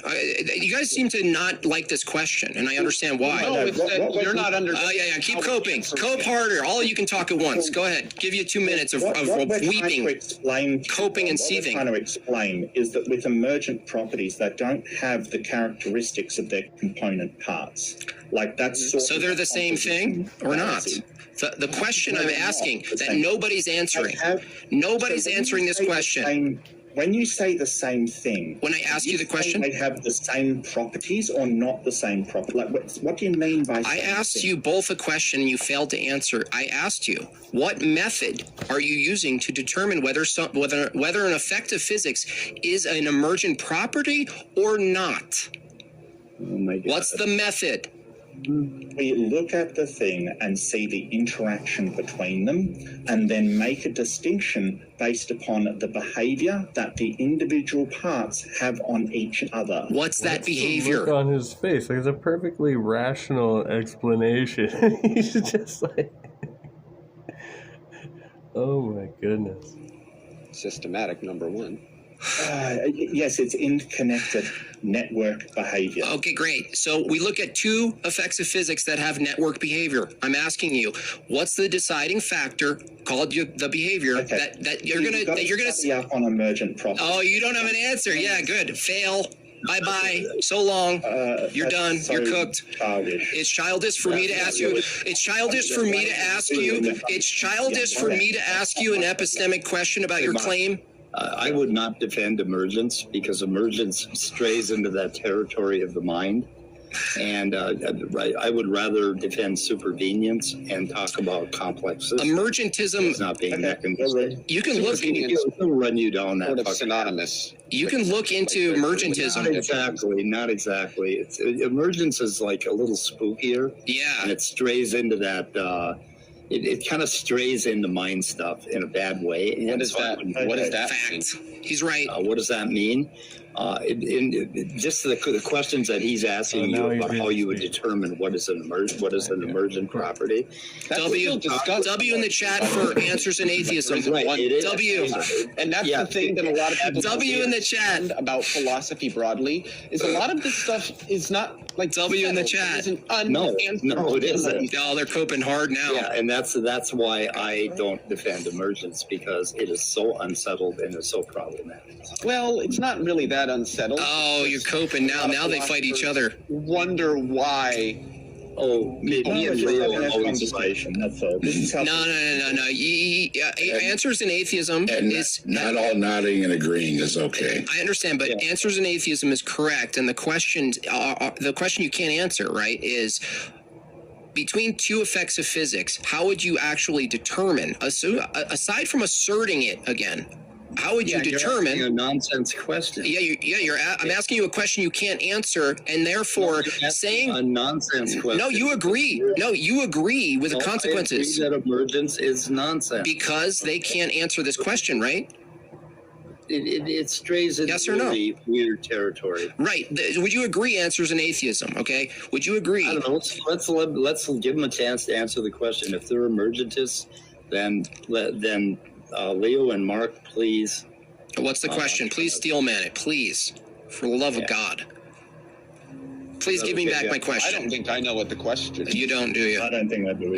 I'm not surprised. Very clearly. Jimbob asked it very clearly. Okay. Between 2 effects of physics, what methodology would you use to determine whether one is an emergent property and one isn't? Well, first, if you guys think what scale are we talking? Any scale you want. What scale? Well, there's going to be scales where things are emergent. Pick one. There's also going to be scales where they're not. So that's great. That doesn't answer the question. Pick one. Yeah, your question's a bit malformed. Oh, I see. Another dodge. It depends. Okay. Pick anything you know to be an emergent property. Temperature. Anything. Okay. Temperature. So temperature is an emergent property. That's correct. Okay. So what's temperature? Temperature is how hot or cold something is. So is hot or cold an emergent property? Yes, it is. Okay. And so what's the difference between temperature and hot and cold? They're the same. They're the same referent. Okay. So the question is, are you trying to ask me what does temperature emerge from? Because the answer to that would be the mean molecular energy of a macro scale object. So that's an effect, and you're also calling it an emergent property, right? The mean molecular energy of a macro scale yes object, or no? you could consider sort of an effect. Like okay, great. That's fine. Necessarily inappropriate word to use. That's fine. What I would use. That's fine, Leo. I understand. So can you give me an example of a physical phenomenon that isn't an emergent property? Yeah, the emission or the spontaneous emission of a photon by an electron-positron pair. Getting the hay? All right. Thank you for coming, Carrie Ann. It's great having you. And rest well. I think the int score is lower. Moron or idiot. It's negligent, just foolish. Yeah. We use the emergent properties of things to explain their existence.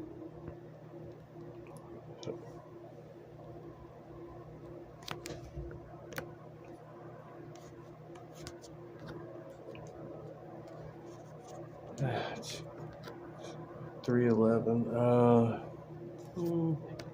Go through a little bit more. I want to watch his atheist experience call into. That's not an effect. Property. It's not an emergent. It's not an emergent. And how did you determine that effect is not an do a part 2 on this emergent property? Because it's not systematic. It's not something coming out of a broader system of interacting parts. So what? So temperature is. So wait, photons. Parts of all the atoms in the. I find him oddly entertaining. Object. So wait, are you saying that what you described in photons isn't observed in a system? No. It's not? No. So are you observing behavior? How are we using the term behavior here? Are you observing directly an object that behaves in any particular way? No, elementary. We'll have a safe day at work there.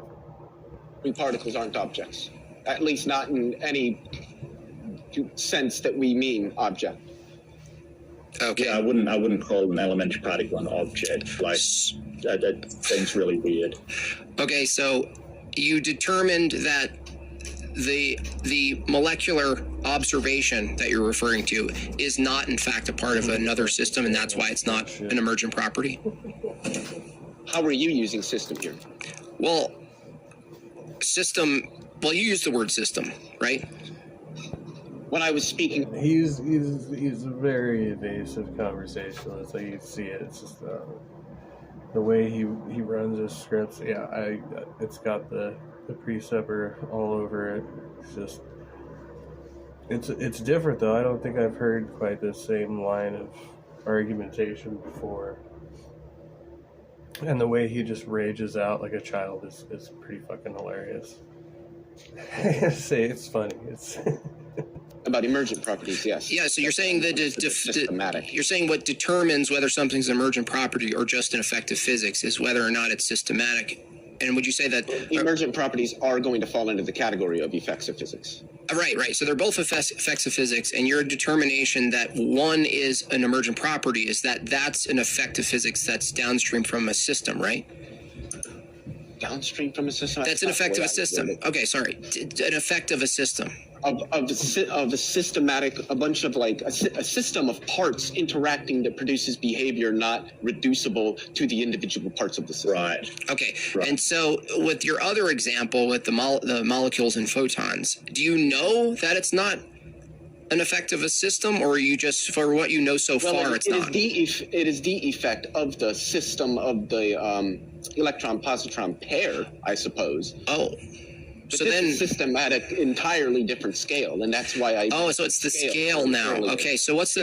Emergence is a very closely related concept. Gotcha. To the concept of scale. Okay, now the variable, now the standard is shifted over to not system but scale of the system. So how did you determine systems at a specific? I don't know that sound. I don't know who's got this terrible sound. There's a huge amount of sound. So if it's the scale of the system that determines whether something's emergent, what's the threshold? I wouldn't say that there is a hard threshold. So how would you know? It's entertaining in a way, but actually moving intellectual discourse doesn't work with this guy. Tripping over his own cerebellum, pretending he's found something worthy of discussion. Yeah, it's very clickbait. He's deeply invested. Something's an emergent property and not just an effect of physics if your claim is that the way in which you determine that is based on scale.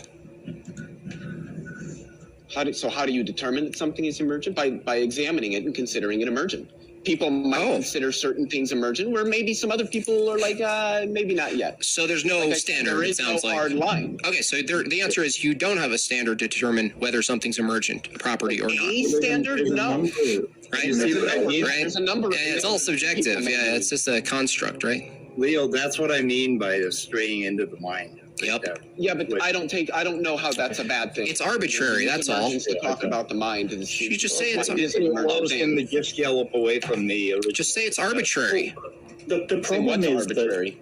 The problem is that, like in your computer example, like a lot of people, they will do sort of what I think you're trying to do, which is sort of say, hey, there's nothing in the copper that can think or do this or calculate anything. There's nothing in these particles that can do that, therefore it can't do that.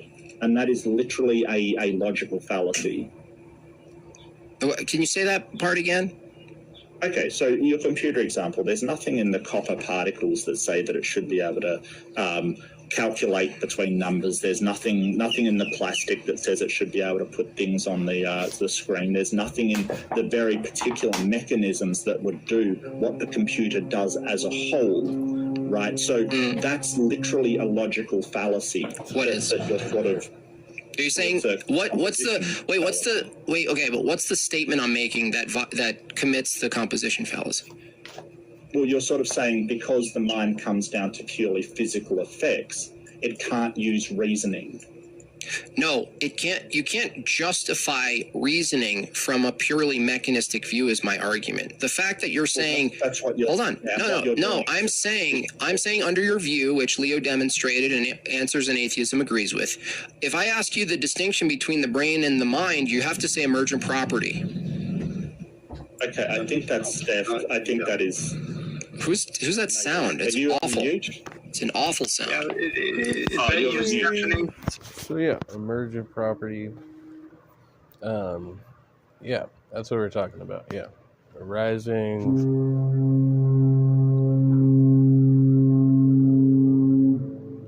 Yeah, exactly. Arising from the brain, interacting with the physical world. And yeah, something like that. Chat. His feelings are getting in the way.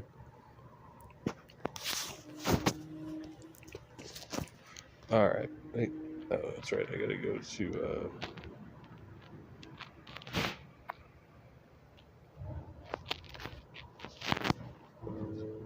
Go to the channel. Go to the channel. There it is.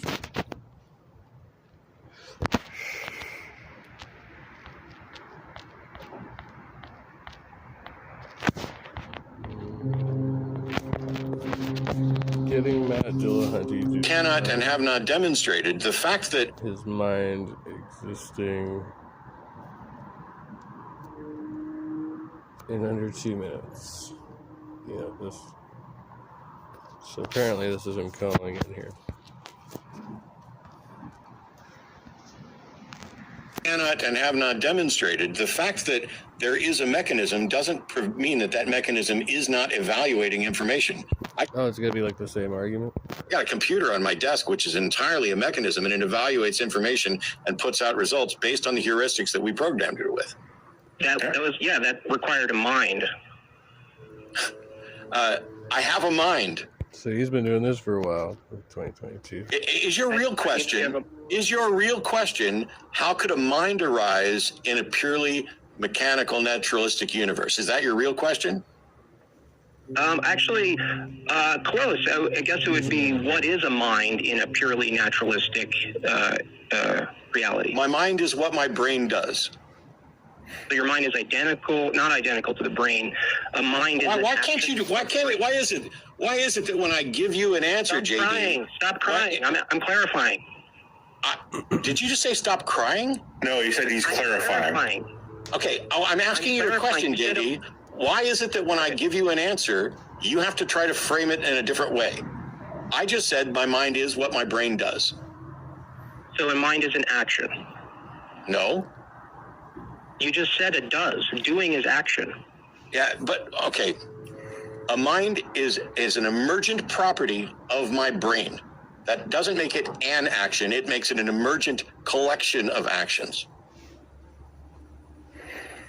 Okay, a mind is an emergent property of the brain. Does that mean this is like fucking deja vu? A mind is physical, distinct from the brain, or the mind doesn't exist? The mind cannot and have not. The mind doesn't exist. Of course, he cuts him off like right in the middle of the speech.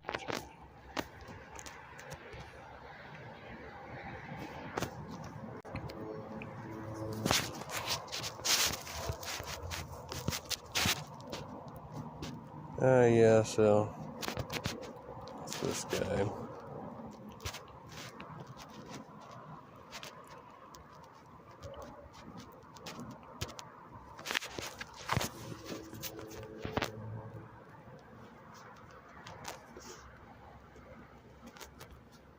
I think this is the latest one I was looking at earlier.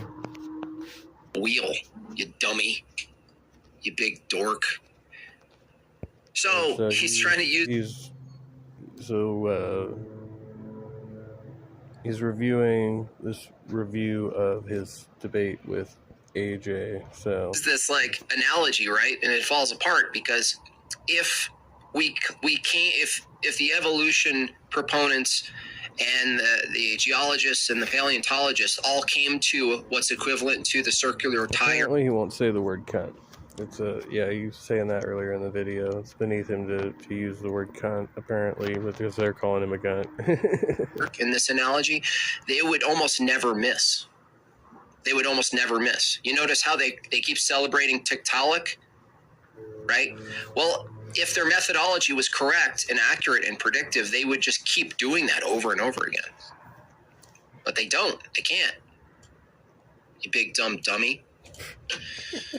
When you move forward and you are positive with the assumption or whatever scientific method you approached, and it works, you test it, right? You make predictions of it. It fucking happens again. So then you go a model, using a model. And when it does it many, many, many times, it becomes a fucking theory, right? Because it fucking works. But you, because you're a fucking dishonest piece of shit, right? You're trying to be like a fucking daft dog, being argumentative. You're arguing about the argument, not about the scientific method. No, I'm arguing about the scientific method, you big dummy. You big degenerate boomer. I'd like to know, Oscar, how many trips you've saved up to Thailand. No, we're talking about the scientific method, not modeling, okay? Again, if you use the tire analogy, you would be celebrating ongoing fines equivalent to the Tiktaalik that you guys keep bringing up, which is undermined by subsequent fines. Okay, so why aren't you predicting at 98% fines? Why do you keep celebrating a 20-year-old thing, statue? I don't get it. Well, you're trying to confuse the fuck out of AJ. Trying? Give me some credit. Huge notion of dishonest religious charlatans. I didn't talk about religion at all. Hold on, I'm going to Google it. I love the fact that you're not talking about religions, because the obviously the reason behind your argumentation is to try and take on atheist positions. So, as you stated, so it's like you're using this tactic which I refer to as interrogation. I think it's interrogation. They're trying to deconstruct ideas, and it's like they're talking to people, about, they're trying to philosophize, right? And then they'll go off on all these different tangents of where, it's like these talking points they have memorized, right? And it makes them sound like they're more knowledgeable than they are, but they can't go beyond the talking point. Like when Mark started to push back on him, he couldn't actually refute him, so he had to change the subject. Like if somebody actually has any expertise in the area he's trying to debunk, then they expose him, then he starts misdirecting. It's the same thing Darth does. Every fossil is transitional, right? Jimbob, I can't use my brain. You may not use yours to refute me.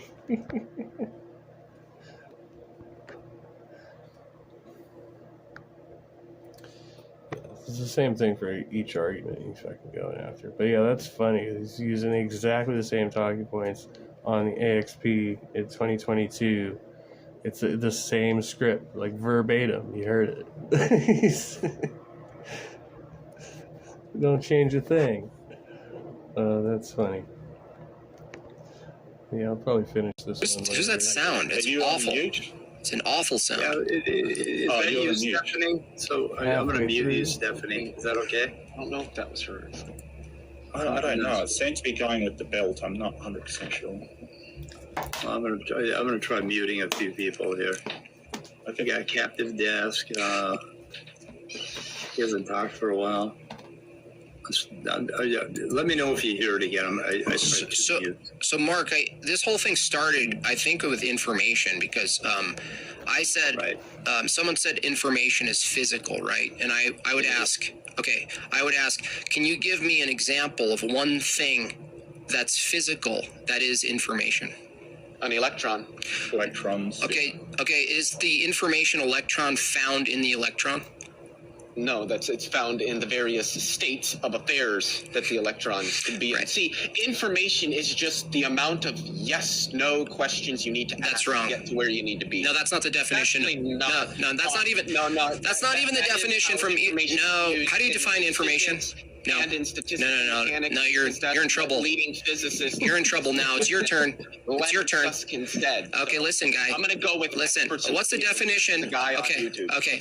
He wants a according to information theorists. Problem. You're sort of saying, hey, an electron can't have information, therefore it can't. No, I didn't say that. I said no. You're lying. Don't lie. Don't lie. Attributing the properties, the whole. No.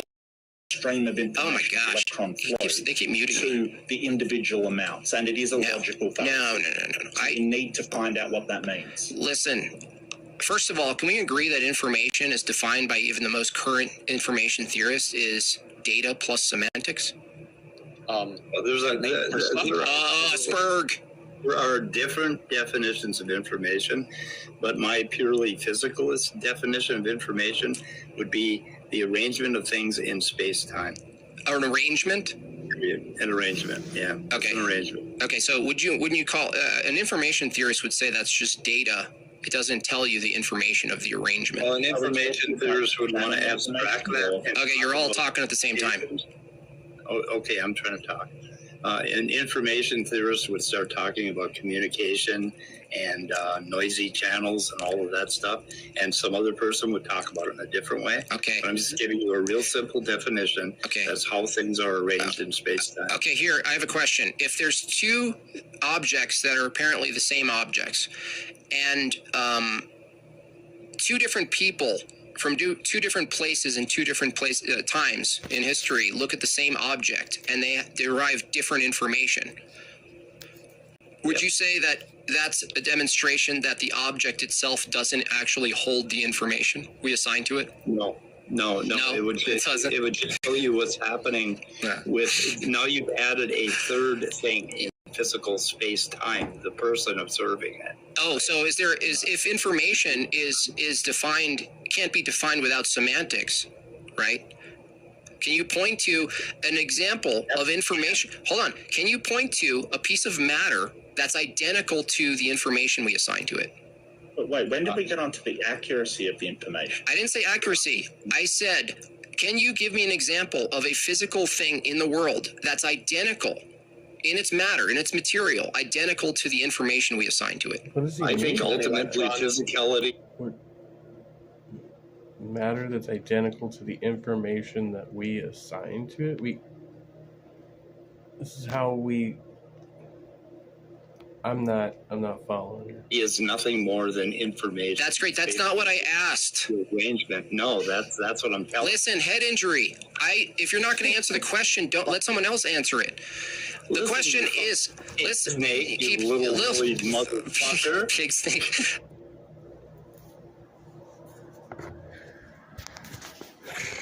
Yeah, sure, douche.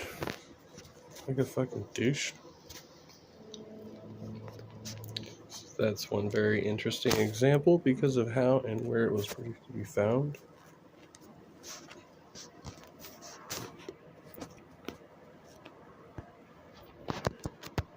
Alright, well.